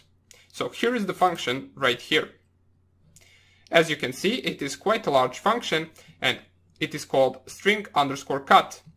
And what this function actually allows us to do is exactly what I mentioned previously, which is to cut a certain part of our strings. For example, let's say, and I will write it down here, or let me just add another window right here. So we're going to leave this function on a side, and we're going to code right here. So let's say we have a command cd desktop, and in actual C we have the chdir function that needs desktop in between the brackets in order to actually change the directory successfully. So what we need to do is we need to cut off this first part and make it like this, and then specify the result inside of the function. And this right here allows us to do that. So this string cut function takes three parameters: the string, the slice from, and the slice to. So let's explain it even better. Let's say we have a command that says cd downloads. We can cut off the downloads part using the string_cut function that we coded, and then in between the brackets we specify the entire string, and let's say this string is stored in our buffer like this, and then we specify as a first parameter the string name. The second parameter is the character from which we want to start cutting, and in our case it will be character number 3, and we want to cut until the end. So to make sure that we catch all of the characters, because we cannot really specify 5 right here, because 5 would cut up to here, and we can't really specify 10, because imagine if there is a directory that is more than 10 characters long, then it will still not work. But if we specify 100, then it is most likely that we will catch all the directories, because there is really not a directory that is over 100 characters long. So what the result of this function would be is simply downloads. And then we would pass those downloads, or we would pass it like this, copy this, inside of this function, and then we would have the successful changing of the directory. So let's implement that in our program. First thing that we're going to do, we don't want to save this. First thing that we're going to do is we're going to copy our function and add it to our program. We want to add it right at the beginning, so go all the way up, and above the void function, or above the void shell function, we want to paste our string cut function. And the contents of this function are simply just different string manipulation that allows us to perform the cutting of a string. So let's go all the way down now that we have our function, and let's add it right here. So we want to change the directory to a string cut, so string_cut, open the brackets, As you remember, first parameter is the command, which in our case is stored in buffer. The second parameter is from which character we want to cut, and that will always be number 3, because we are cutting first 3 characters, therefore we are cutting from the third character. And the last parameter is going to be up to which character are we cutting. In our case we will specify 100, just to make sure that we gather all of the characters from each directory. Okay? And this is actually all that we need to do in order to be able to change directory. Let us save this. And with this we are done. So in the next video we're going to see how we can actually create persistence with our shell. And by persistence I mean adding our file to a Windows registry and allowing it to run every time after we restart the computer automatically. So hope you enjoyed this tutorial, and I hope I will see you in the next lecture. Bye! Welcome back everybody. In this video we're going to start off with our function that is going to create persistence to our target. But before we actually code that function, I just want to make sure everyone understands what we are creating. So this will not be a coding lesson, but rather a short lesson where I will lead you through Windows registry and show you where we are going to store our registry key for our program. If you go to your Windows environment and you go to this search bar right here, you can simply just type the command run, click here enter, and it will open up this small window which will ask you to input a name of the program that you want to open. In this case we want to navigate to our registry, so we'll simply just type regedit, which stands for registry edit. Once you type that, click here OK. It will ask you for the administrator password. Since I don't have one, I will simply just click here yes, and it will open up my registry. Now, registry looks like this in case you haven't seen it, and this is basically the heart of Windows. This is how Windows functions, with different registry keys and different registry values. Now, there is a certain part of this registry where if you add a registry value for a specific program, it will let that program run every time you restart the PC without you actually having to click on it or turn it on manually. And that part of the registry is located at this path. So this exact path is exactly where we're going to store our program registry key in order to run it every time automatically at reboot. So I'm already in that location, and you will see once we actually test our program for the second time at the end of this course, you will see we will successfully create a new value right here which will belong to our program. This data right here will be the path to our backdoor. This will be the same type of reg_cz, and here we will have our value named whatever we want. So basically what I want you to get out of this video is that we are creating a registry key that is going to be stored at this location in order to actually enable us to run our program automatically at reboot. So we'll see in the next video how we can implement that to our program. Now that you have the basic idea, let's get straight into it. Okay, so now that we know what registry is and how to access it in Windows, let's see how we can access it in our backdoor program. So let's nano our malware, our backdoor, and go to our shell function, where first of all we need to add option for persistence before actually coding the function where we will do the persistence. The same way we did right here with the CD, we first of all created this option right here and then added a function which will perform that exact option. So let's go with the same idea, and down below the CD command, we're going to add another else if statement, and this time we're comparing the buffer, so string compare, we already know what this function does. We're comparing the buffer with the command which will be persist. So you don't really have to use this command if you don't want, you can specify some other command, but I will simply use persist because it gives us an idea of what we are doing. So persist has 7 letters and we are comparing it with buffer and then 7, standing for 7 characters, and we want to make sure that is equal to 0 in order to perform the function which will be boot run. Okay, So right now, let's go up and let's code the boot run function.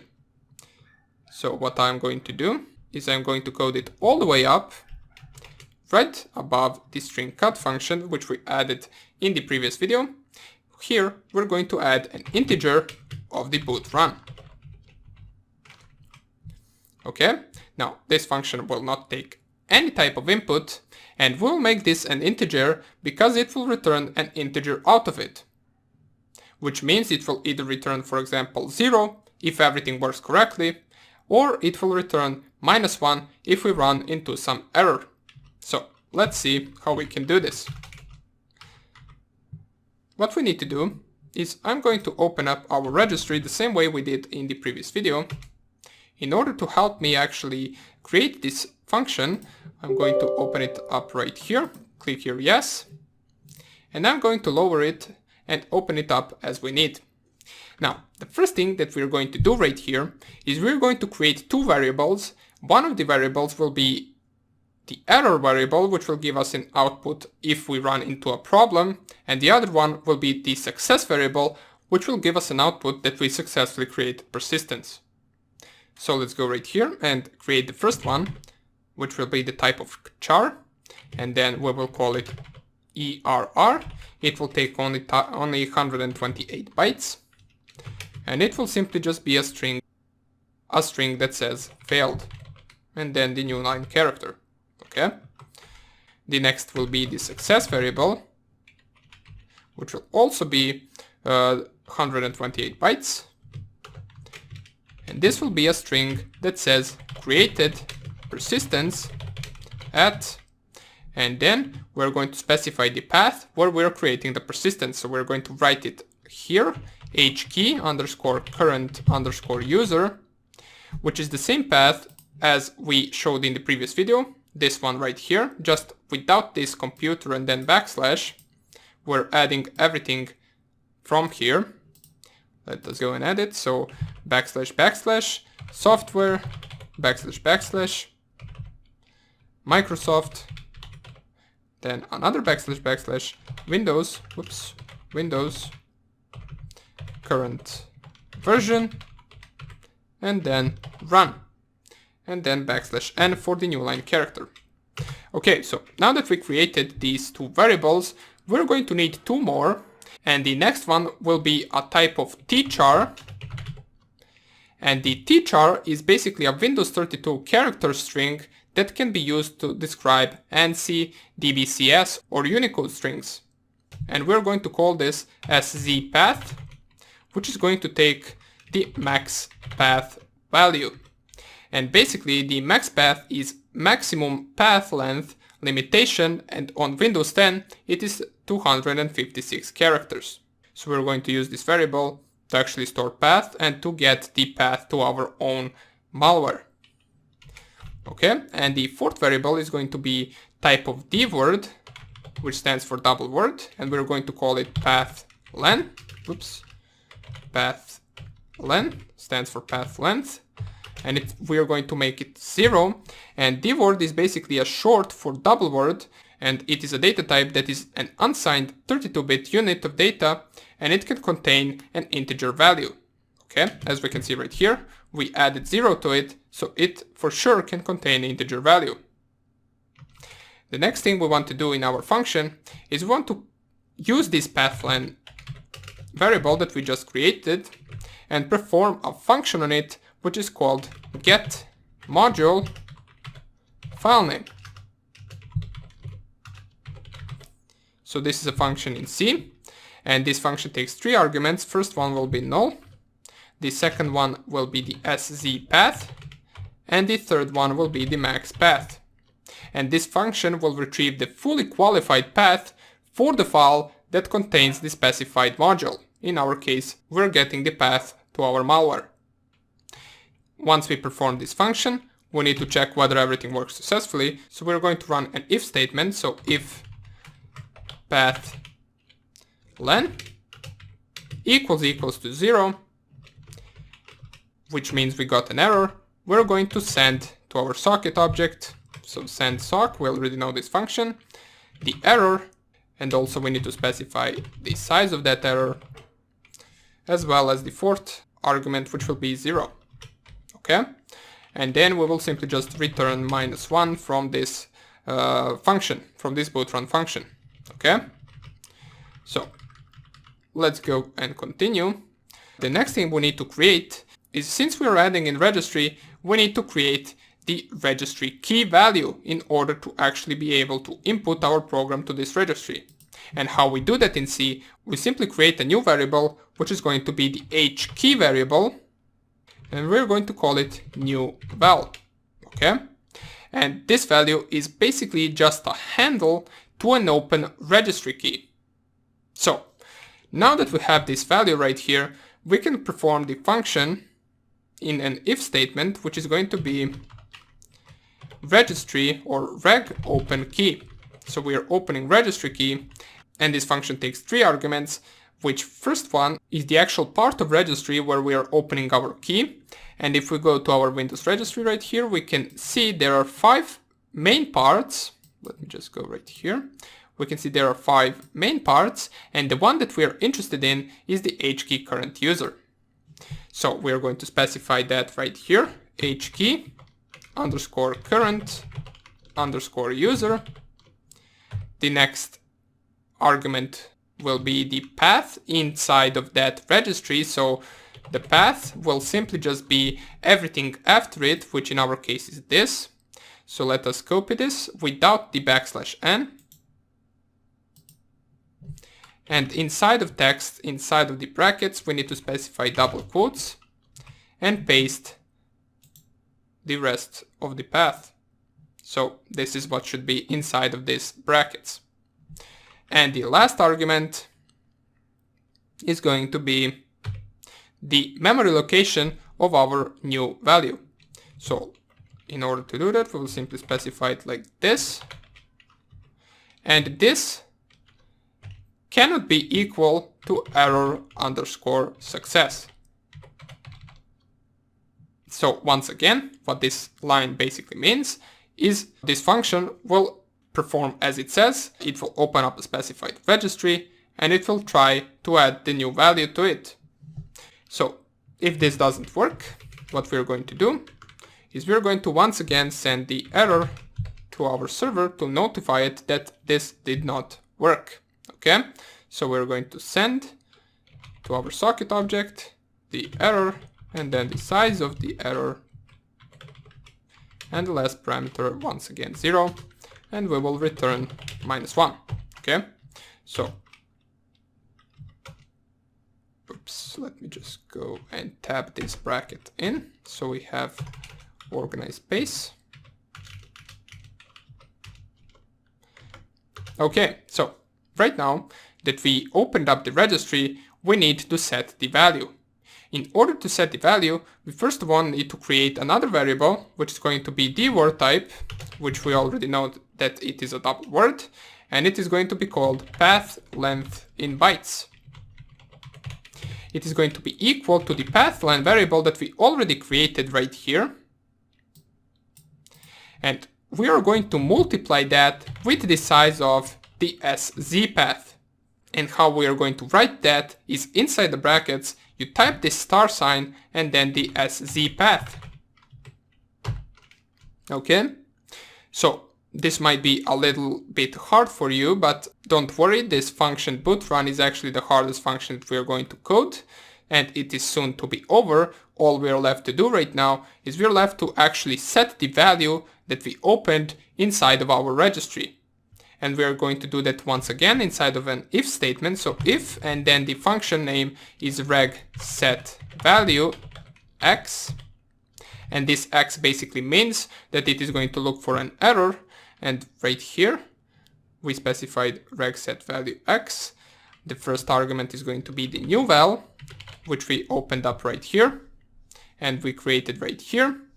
The second parameter is going to be the actual name of what we are creating, and by that I mean if you go to the registry and you go right here, under the name tag is going to be our name, and here we can specify anything that we want. For example, we can specify something like text, and inside of this will be double quotes and then hacked. Okay, so we need to specify it like this. The third parameter is going to be 0. The fourth parameter is going to be the reg_cz. And reg_cz basically stands for this type right here that we are creating. In our case, we want to create the same type as this, which is reg_cz. That's why we are typing it right here. The next parameter is going to be a little bit tricky, and we are going to specify it like this: lp byte, and then cz path. So lp byte from the cz path, and then the last parameter, path len in bytes. All of this has to not be equal to error_success. And once again, with this function, we set the data and type of a specified value under a registry key. Okay? And if this doesn't work, what we are going to do is we are going to close the key. First of all, we need to do that. And for us to close the key, we need to use the function reg close key. And which key are we closing? Well, we are closing the only key that we created, which is this new value key. So inside of it, we specify new val, and we send the error to our socket. So sock error, size of error, and then 0. Okay. After it, we return -1, and we are almost done. All we are left to do right now is actually send the success message in case this all worked. And we are doing that at the end of all of these if statements, because in case all of this worked, that means we created the persistent successfully.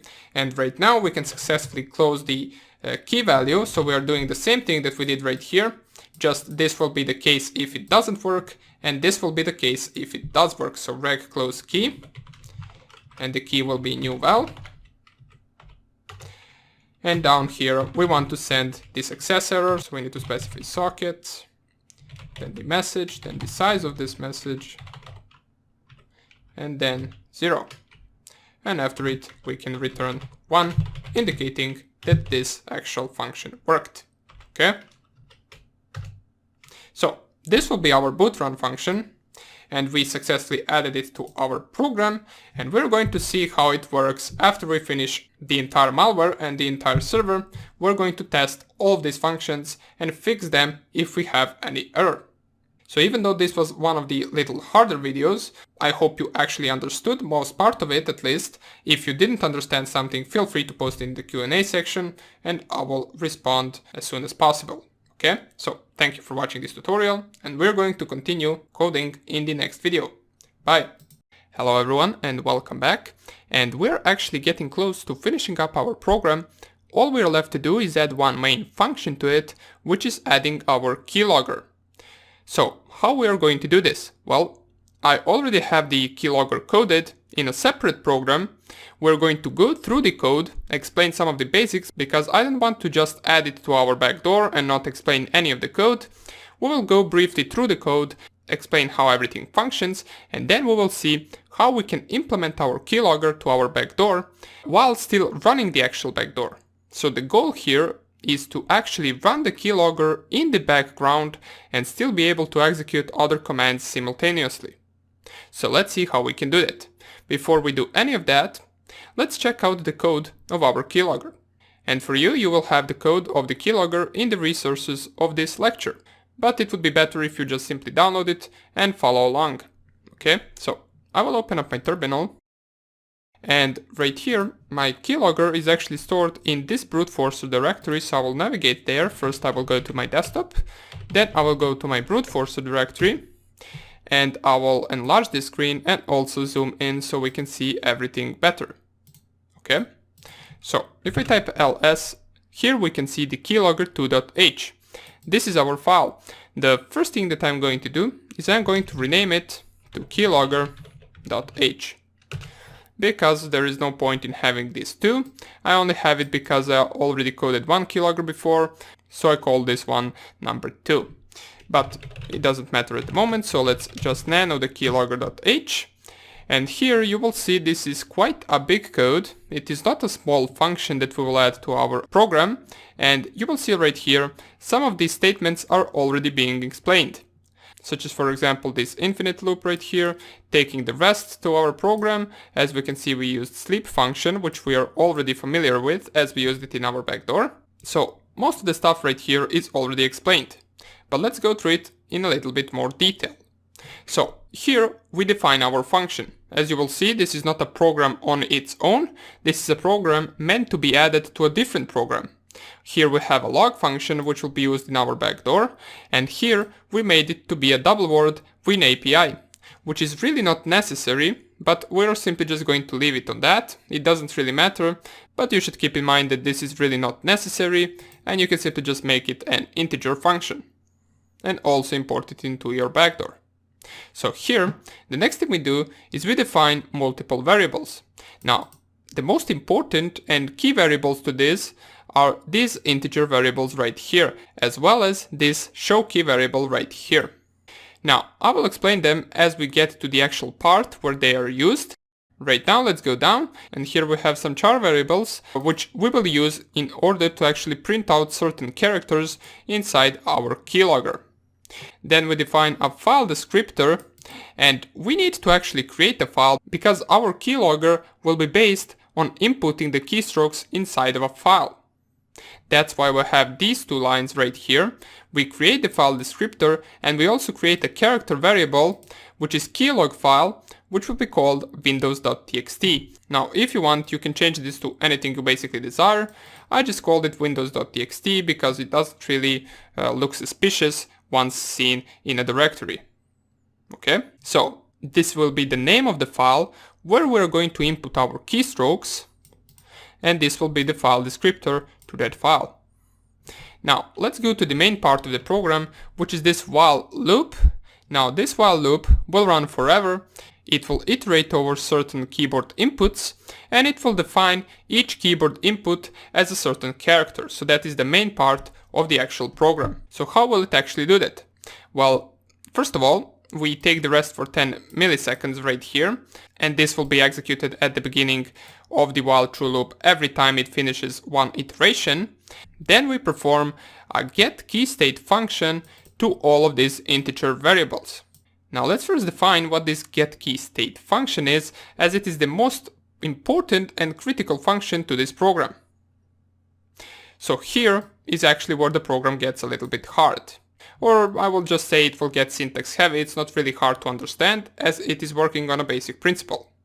So all we are doing here is comparing different ASCII characters using this function right here. This getKeyState is the main function to this program, and by main I mean it is essential for this keylogger to work. It will retrieve the status of the specified virtual key. Now, what a virtual key is first of all, it is a type of integer, and if it is a letter or a digit, it must be set to the ASCII value of that character. For other keys, it must be a virtual key code.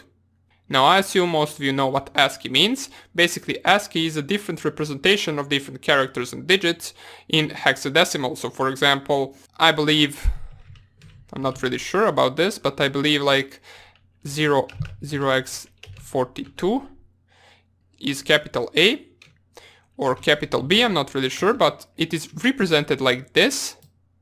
And then what we are doing is we're converting that back to its actual letter or to its character representation. Okay? So let's try to explain it actually a little bit easier so everyone can understand with just one sentence. So what we're going to do in this entire program is taking the user input and running a getKeyState function onto every character in order to see what character it is. So if we get 0x42, for example, we will know that that is a capital A, and that's how we're going to define it inside of our windows.txt file, which we defined at the beginning of the program. Okay, so here we can see we are opening a for loop, and we're using the virtual key as an actual statement inside of the brackets, and this is pressed integer will retrieve the actual result from the getKeyState. This is a variable that is going to store the return value of the getKeyState function. So if the value is equal to 1, that means that the key is down, and if the value is equal to 0, that means that the key is up. That's why we are comparing right here whether isPressed is equal to 1, because if it is equal to 1, that means the key is down.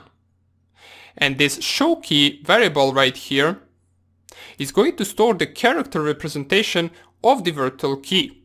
So once we figure out which virtual key it is, we're going to represent it in a character statement, and we're going to store that inside of this showKey variable.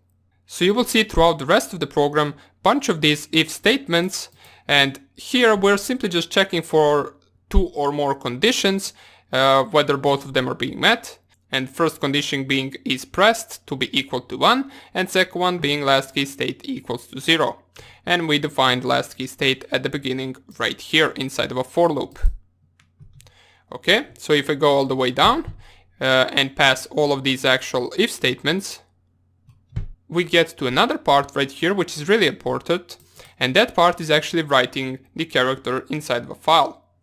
So once we pass all of those else if statements and decide which virtual key we got, we then transform that into a character representation, store it in a showKey, and then in the last if statement, first of all, we check if the showKey variable has any character inside of it. If it does, we will open the file that we created at the beginning of the program for appending, and this A stands for appending, which means we will consistently add different characters to our file.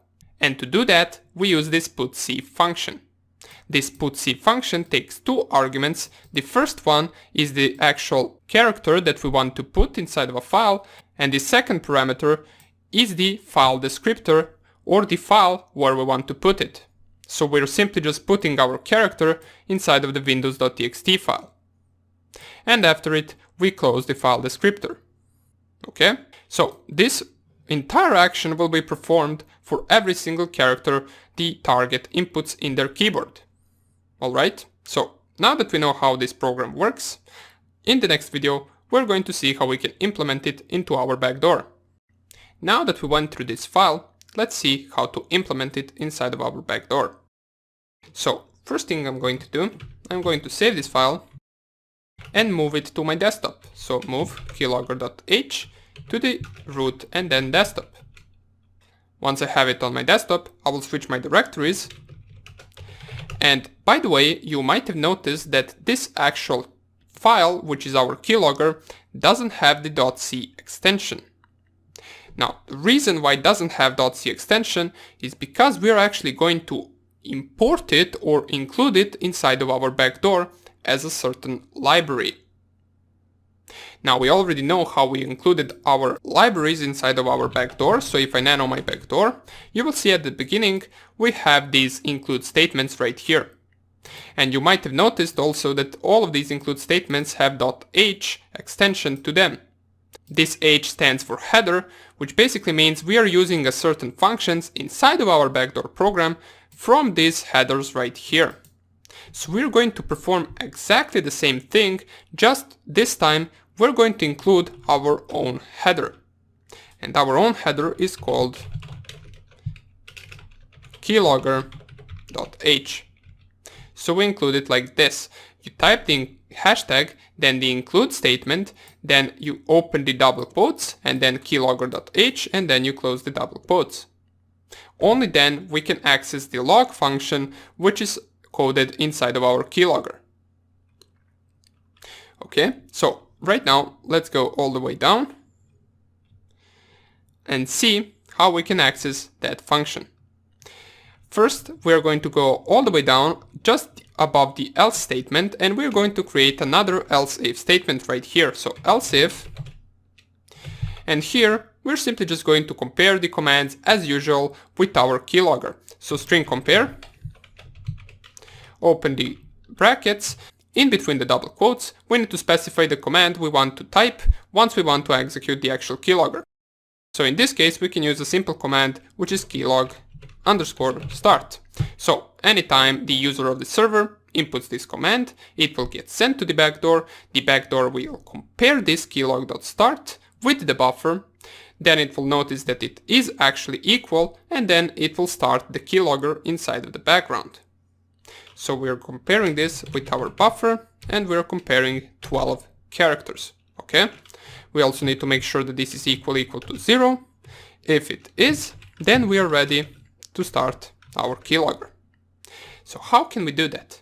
Well, keep in mind that we do want to make it run in the background so we can still continue executing different commands in the meantime, but the only way we can actually do that is if we create a thread. So we create a thread that is going to run our keylogger separately. Now, how do we create threads inside of a C program? Well, we first of all need to define a handle. That handle is going to be a handle to our thread, so we're simply just going to call it thread. And now we will make this equal to the return value of a function which is createThread. And this createThread function will take several parameters. First one we will define as null, second one will be 0. Now we are not specifying anything outside of the actual function that we want to perform the thread on, so everything else will be just null or 0. And the third actual argument or parameter is the name of the function that is going to perform the keylogging. So before we do that, we need to make sure that we specify the name of the function correctly. So let's go and check out what is the name of the function. Let's save this, nano our keylogger, and we can see the name of the function is log with 2 G's. Okay? So this is the name of the function that we need to specify inside of our createThread function. Let's close this, go back to our backdoor, scroll down to the else if statement, and here, as a third parameter, we specify simply just log. Okay? So the rest of the parameters are simply just null, 0, and null.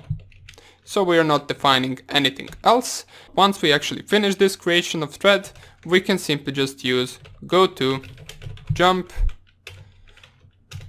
in order to jump back to the beginning of our while true loop and wait for a second command.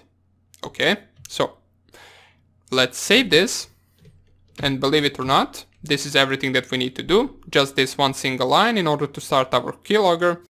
And in the next video, what we are going to do is we are going to check all of the added functions to our program and update our server, since our server from now on only has the ability to send the commands which the target will execute. We haven't updated it with these specific commands. So we're going to do that in the next video, and then after it, we're going to perform a final test of our backdoor. So hope you enjoyed this small tutorial, and I will see you in the next lecture. Bye! Welcome back everybody. Now that our backdoor is finished, we're ready to update our server correspondingly and then test our program. So let's nano our server and let's see what we have for now. We have the main part of the function coded, and there is nothing that we will change right here. All of this will remain the same. Only thing we need to update is this while true function right here. So we, for now on, only have two statements, which is the Q statement when we want to quit the program, and the else statement where we want to receive the response from the command that the target executes. But you will notice if we just leave it like this, and for example try to execute the keylog start command, we will send the keylog start command right here, and then it will compare the buffer with Q, and keylog start is not equal to Q, therefore it will go to this else statement. And we will get stuck on this receive function right here on waiting for a response from our target. But you already know by now that the keylog_start function that we perform inside of our backdoor does not retrieve any output back to us. So therefore, this program will crash once it gets to this statement. Or it will not crash, but it will get stuck and it will never receive the reply because our keylog_start function never sends the reply to our server. So we need to see how we can fix that. Well, we're going to fix that with the usage of this jump statement right here.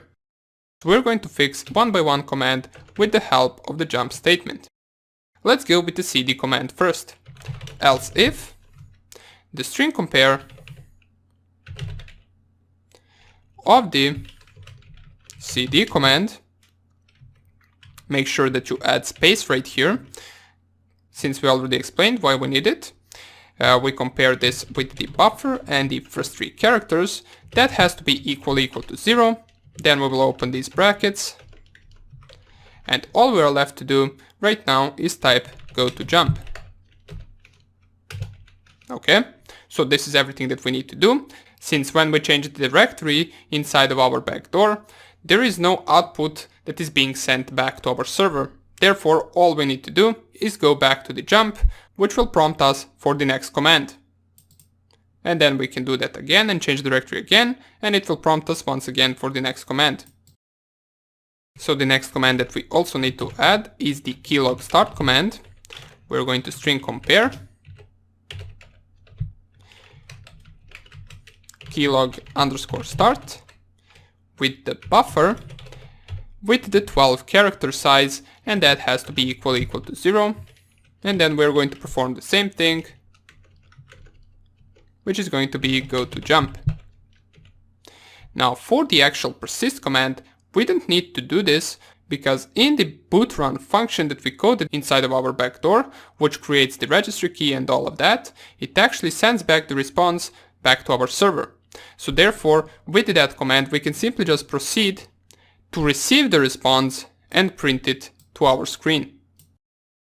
So that would be about it for this server. And in the next video, let's see how we can compile our both programs and test them to see if they work.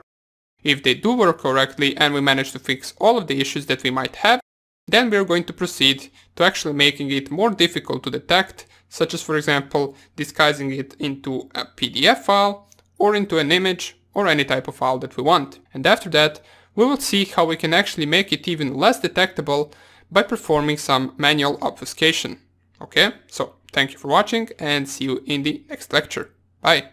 Okay, so finally we are ready to compile our final product and see how it performs.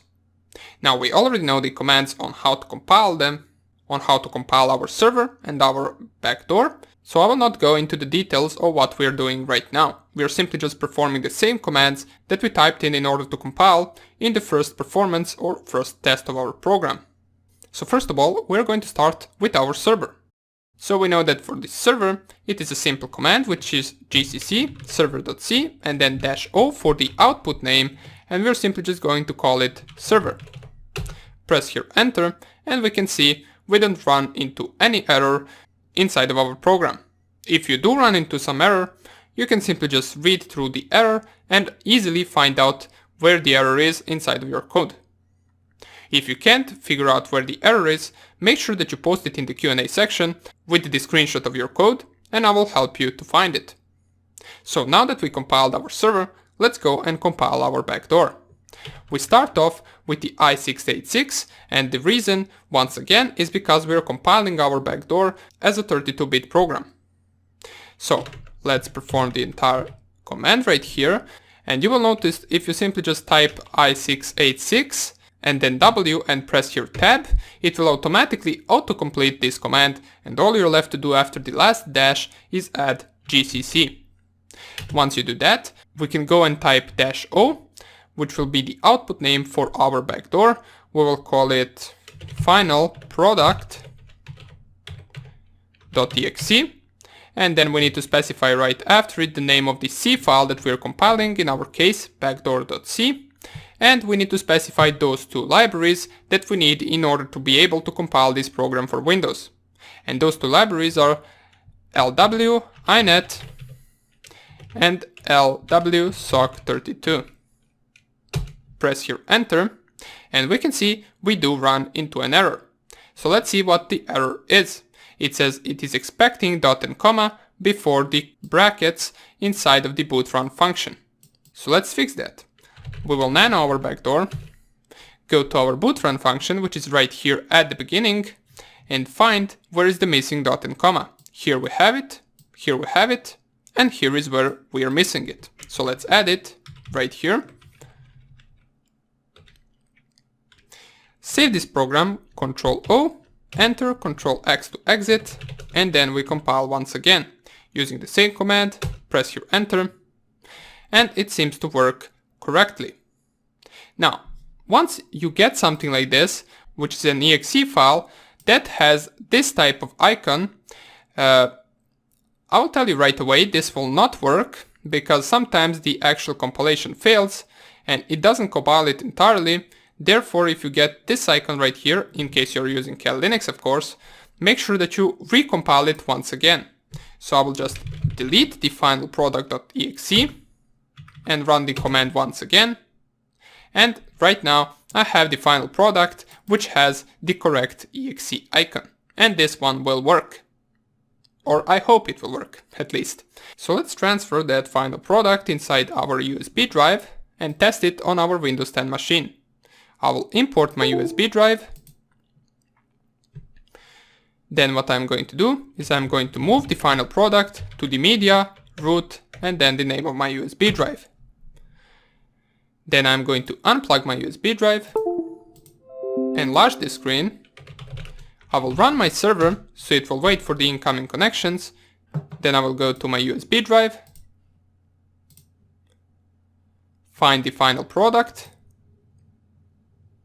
Here it is. Paste it onto the desktop and run it.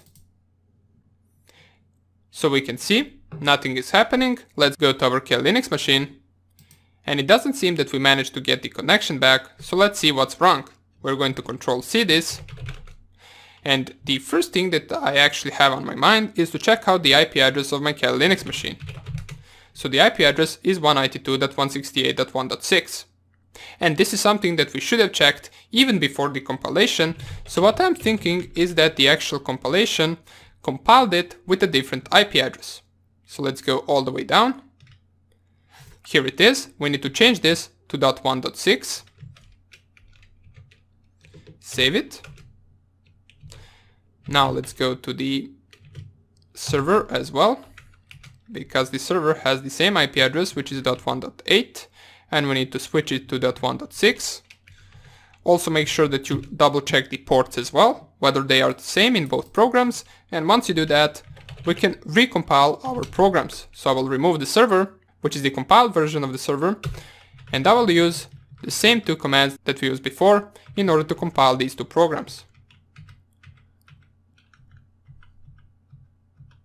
Okay, so here we have them once again, and let's just copy this. While this is copying, I'm going to delete this file. It is still running, so we need to go to the task manager to actually kill it, because it is actually trying to connect to the 192.168.1.8, and we changed the IP address to our Kali Linux machine, so we're going to find the final product.exe.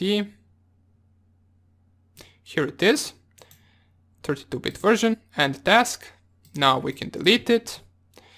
Once we do that, we can move our final product to the media, root, and then USB drive. Unplug it once again, so we know the process. Run the server. And let's check out whether it will work right now.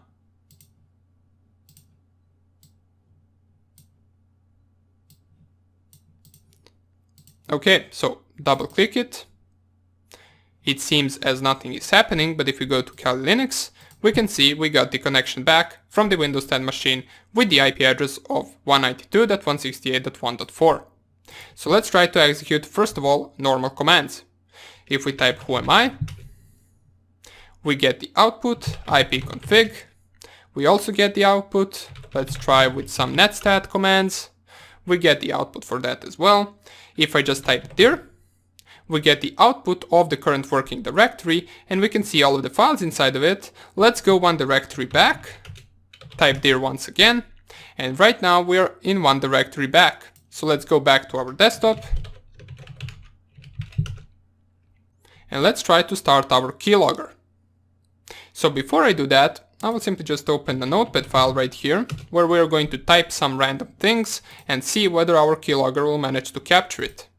So if I type keylog_start, we will get right away back the prompt where we can send in second command, and if we send the second command, we get the output, so we can still execute the commands, but this keylog_start started the keylogger on the target machine. So if I go back and start typing something, hello world, you will notice right away that the windows.txt file opens up right here on my desktop. I didn't create it, it automatically was created right here, and right now it is writing all of these keystrokes that I'm putting in inside of my keyboard. So let's go with the my password is password 123 with the shift usage, so exclamation mark, @ and then hashtag, and then 456. Then we're going to close this, not save any of this, and let's see if we go back to our Cal Linux machine whether we managed to capture it. If I type dir once again, you can see I'm still on my desktop directory, and you can also see that there is a new file which is windows.txt. In order to see what are the contents of this file, and in order to type them out, we will use a simple command which is type windows.txt. Press here enter, and you can see we get the output which is hello world, my password is password, and then exclamation mark, @ hashtag 456. Now this will also work on the online pages, so for example, if the user wants to go to, let's say, paypal.com, so they open up their browser right here, I'm currently using the Brave browser, they navigate to paypal.com, they try to log in, so they go on the login button, and right here they specify something randomly, and right here they specified test1234. We press here login. Of course this account does not exist, but if you go back to our Cal Linux machine and type the same command which is type windows.txt, you will see it also managed to capture the actual password and the username. As we can see, the username was this, and the password was test1234. So our keylogger works correctly. Now that we know that keylogger works, let's see whether we can create the registry key when using the persist command.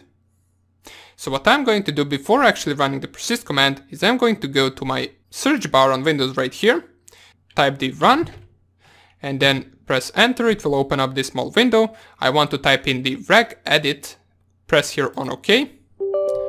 It will ask me for administrator privileges. I will click on yes. And right now I want to navigate to the path where we will perform the creation of our registry key for our program. It is in the HKey current user. Then you go to the software. Then you go to the Microsoft, go all the way down. Then you go to the Windows, current version, and then you find run. So right here, once we execute the persist command, we should see a new registry value which will be called hacked. So let's try it. If I just go right here on persist, press here enter, and then go to my registry, press F5 to refresh, we can see a new registry value has been added. It is called hacked, and it has a path to our final product.exe. So right now, even if the target shut down their PC, next time they start it up, our backdoor will try to connect back to our Cal Linux machine. But you will notice one thing, which is that once we execute the persist command, we're not getting the prompt back, and we cannot execute any more commands. So we're going to see how we can fix that. It is a simple fix, and we're also going to see how we can add a message to the target if we want. For example, let's say we want to prompt to the target a message, "You have been hacked." It is a small little addition to the program, and I will show you how you can do that if you like. If you don't want to do that, if you want your target to not have any idea that they have been hacked, you can just not prompt them with anything and make them not even aware that they have been hacked. So thank you for watching this demonstration. Everything works correctly. We're going to see how we can fix this and how we can execute the commands right after the persistence command in the next tutorial. See you there. Bye. Welcome back everybody. And in this video, we're going to see two different things. First one is how we can actually fix the error from the previous lesson where we executed the persist command, but it unfortunately just was hanging there and didn't want to let us input the next command. And another thing that we are going to see is how we can message the target that their device has been hacked. So let's start with the first thing. I did fix the error and I'm going to show you how I did that. If I go back to the server, I will show you exactly what I added, and let me just zoom this in so you can see it a little bit better. If I go back all the way down, I added this part to my server code. And the reason why I had to add a separate receive response for the persist command is because of this message wait all. If you leave it with the message wait all, it will simply not work and it will still hang there forever and not let you execute the next command. So I added another else if statement, compare the persist with buffer, 7 characters, if it is equal to 0. I copied this command, but instead of message wait all flag, I specified 0, so no flags given. And then I print the response. So that is in my server code. Once you add it, you can save it. And in my backdoor code, I don't think I really added anything. The function remained the same, so everything is the same as it was before. And if I go all the way down, everything should be also the same. So we only execute the boot run function. So this is the part of the else if statement inside of the backdoor program. And the boot run function hasn't been changed at all. Okay, so before we compile the program, let's add a small message box to notify the target that they have been hacked. So where and how are we going to code it? Well, we're going to go into our main function and scroll all the way down right below the actual connection. So once we execute this loop, we want to code the message box between this connect function and the shell function. So before we actually go inside the shell function, we want to prompt the user that their device has been hacked. And this is an optional thing. If you don't want to do this, you don't have to. Perhaps it might be even better to not notify the users that they have actually been hacked. But you can use this method in your penetration tests in order to prove to the target that you successfully managed to hack them. So how we can do that? We can simply just type message box. The first argument will be null. The second argument will be the text type, and inside of that argument is the actual message that we deliver to the target. In our case, we will specify your device has been hacked. 3 exclamation marks. The second argument, or pardon me, the third argument will be another text type, and this will be the actual header name of the window that will get prompted to the target. And you will see what I'm talking about. So if I just type here, for example, Windows installer and leave it like that, all I am left to do is create the actual icon and the OK button that the target will be able to click. In order to do that, I will type mb_OK, which this represents the OK button in the standard Windows window. And we also want to specify the standard icon error. So enter pipe, which is this vertical line, and then mb_icon error. And at the end, dot and comma, Control O to save this, Control X to exit, and let us compile both programs once again.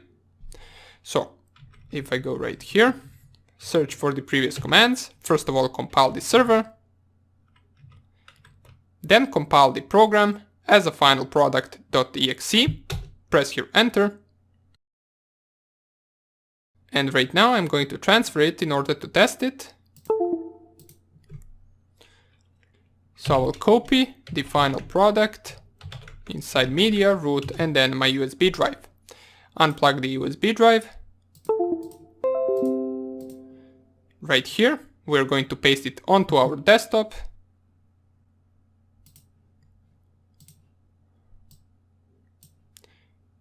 Here it is.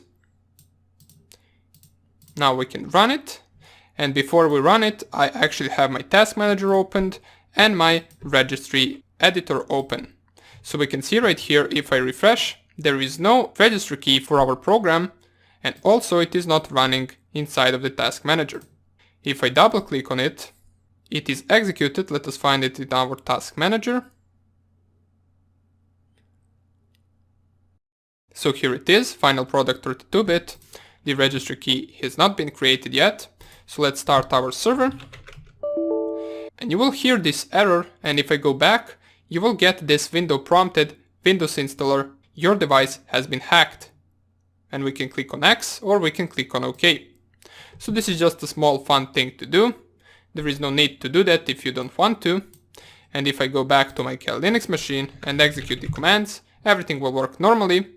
ipconfig will give me the IP address, dir command will give me the directory, and if I want to, I can run persist, press here enter. We now get the response which says created persistence at this path. If I go to my registry, refresh, we can see the persistence is created and we can see the registry key and value for our backdoor. And I can also execute once again other commands if I want to. Switch the directories as well. So everything works perfectly. Now that our backdoor has been finished, in the next video I will show you how you can make it even less detectable by antiviruses. If you notice right now, the Windows Defender newest version does not detect it. I don't have an antivirus, so I can't really show you that right here, but I will show you in the next video 2 different techniques that you can use to bypass most of the antiviruses. So hope I see you there and take care. Bye. Bye. Welcome back everybody. And let's see how we can disguise our malware to look like any other file type. So, we already saw how we can disguise an exe file, including our malware, to be an image at the beginning of our course. Here are the 3 files that we used, which is the icon to an image and the image itself, and of course our malware. We used this website right here, which is the iconconvert.com, to convert our JPEG image to an icon file so we can have the same icon as our image. But right now, let's see how we can create other file types. So, here we have our exe file, and let's say we want to create a PDF file out of it. So right here, if I go to my files and to icons, I will have a presentation report PDF file which opens some penetration test presentation report. Let me open it in Brave. And here is how it looks like. It has been downloaded from the internet and we're going to use it as our malware. So we're going to create our malware to open this PDF file, to have a PDF file icon, and to also start our backdoor in the background. Let's see how we can do that. There is a website called Icon Finder, which has some icons for free that we can download. So if I click on this website, it will tell me search for icons. In our case, since we want our malware to look like a PDF file, we're going to type right here PDF. We want to go right here onto free. And here are all the free PDF icons that we can download and use. Right now we can use any of these that we want, but let's for example go with this one. So you will notice that this actual PDF comes for download either as a CFG or as PNG. So we're going to click download this PNG. It will ask us where we want to save it. I will say it onto my desktop. And we can see it actually saved a PNG image. So we can't use this file for our icon. We need to convert it using our converter. So we will choose a file right here. Find our PDF icon, here it is. Upload it. Go all the way down, select 64x64 and convert to icon. We'll go and download your icons and we will save it right onto our desktop. So here is our icon, it has successfully been downloaded and right now we can create our file. So here is one thing we need, the second thing we need, and the third thing that we need. So let me check out right here, which file type is this? This is the icon, so this is what we're going to use. And let's select these 2 files and click add to archive. So once again, for this, you will need WinRAR installed. So let's call it report.pdf.exe and you will see it will automatically check right here, create SFX archive, and we will go to the advanced SFX options, go to the setup, type right here the name of the file that we want to actually execute first. And before I do this, I will move this window, copy the name of this file, so Ctrl C to copy, Now I will go to the SFX options, setup, paste the name, add.pdf, and then the next thing that we want to execute is final product.txt. Okay, so under the modes we want to click on unpack to temporary folder, and we also want to check hide all. Under the advanced there is nothing really that we need to do.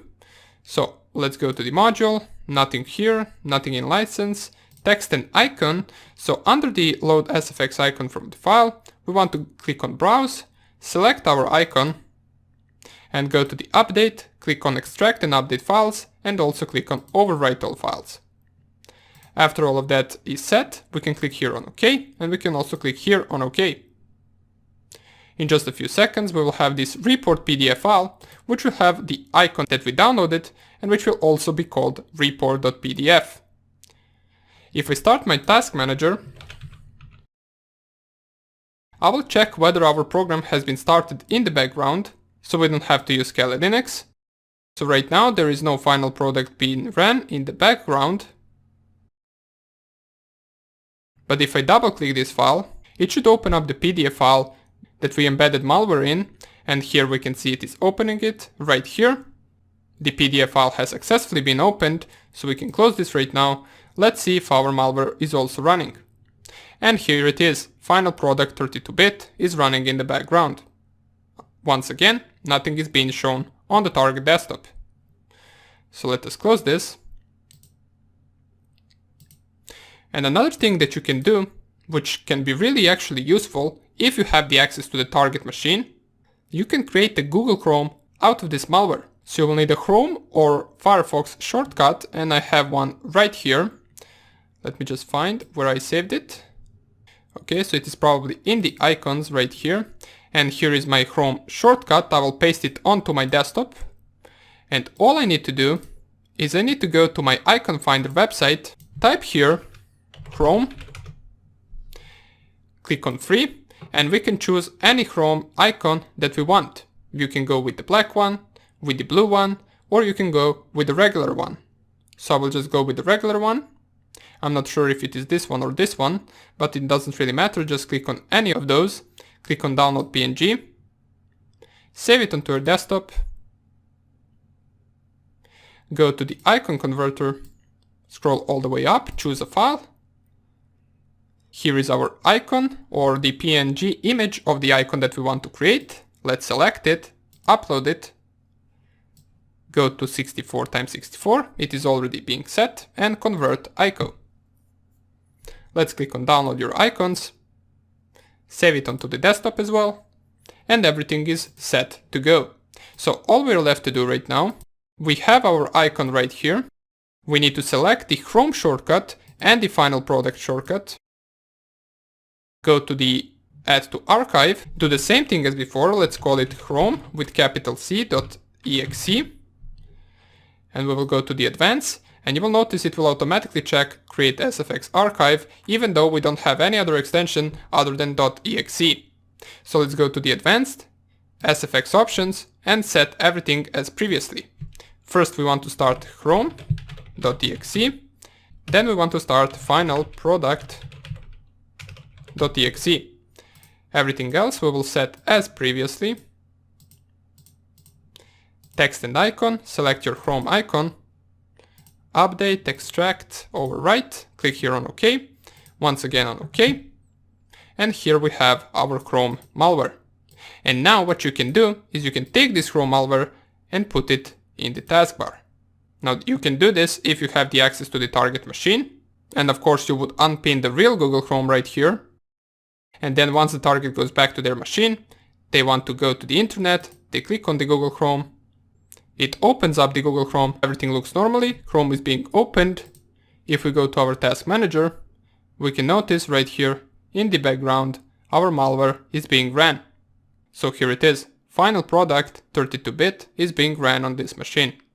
So once again we successfully started our malware. Okay, so that would be about it. Now the same principle of converting a file into a different file goes for any other file type. For example, if you want to create an MP3 file to embed our malware in, you would do the same process that we did with JPEG, PDF and the Google Chrome. So everything is the same for any file type, and that would be about it for this tutorial and also for this course. I hope you really enjoyed it. I hope you learned something new with C programming. Thank you once again for watching, and I will see you in some other course. Bye!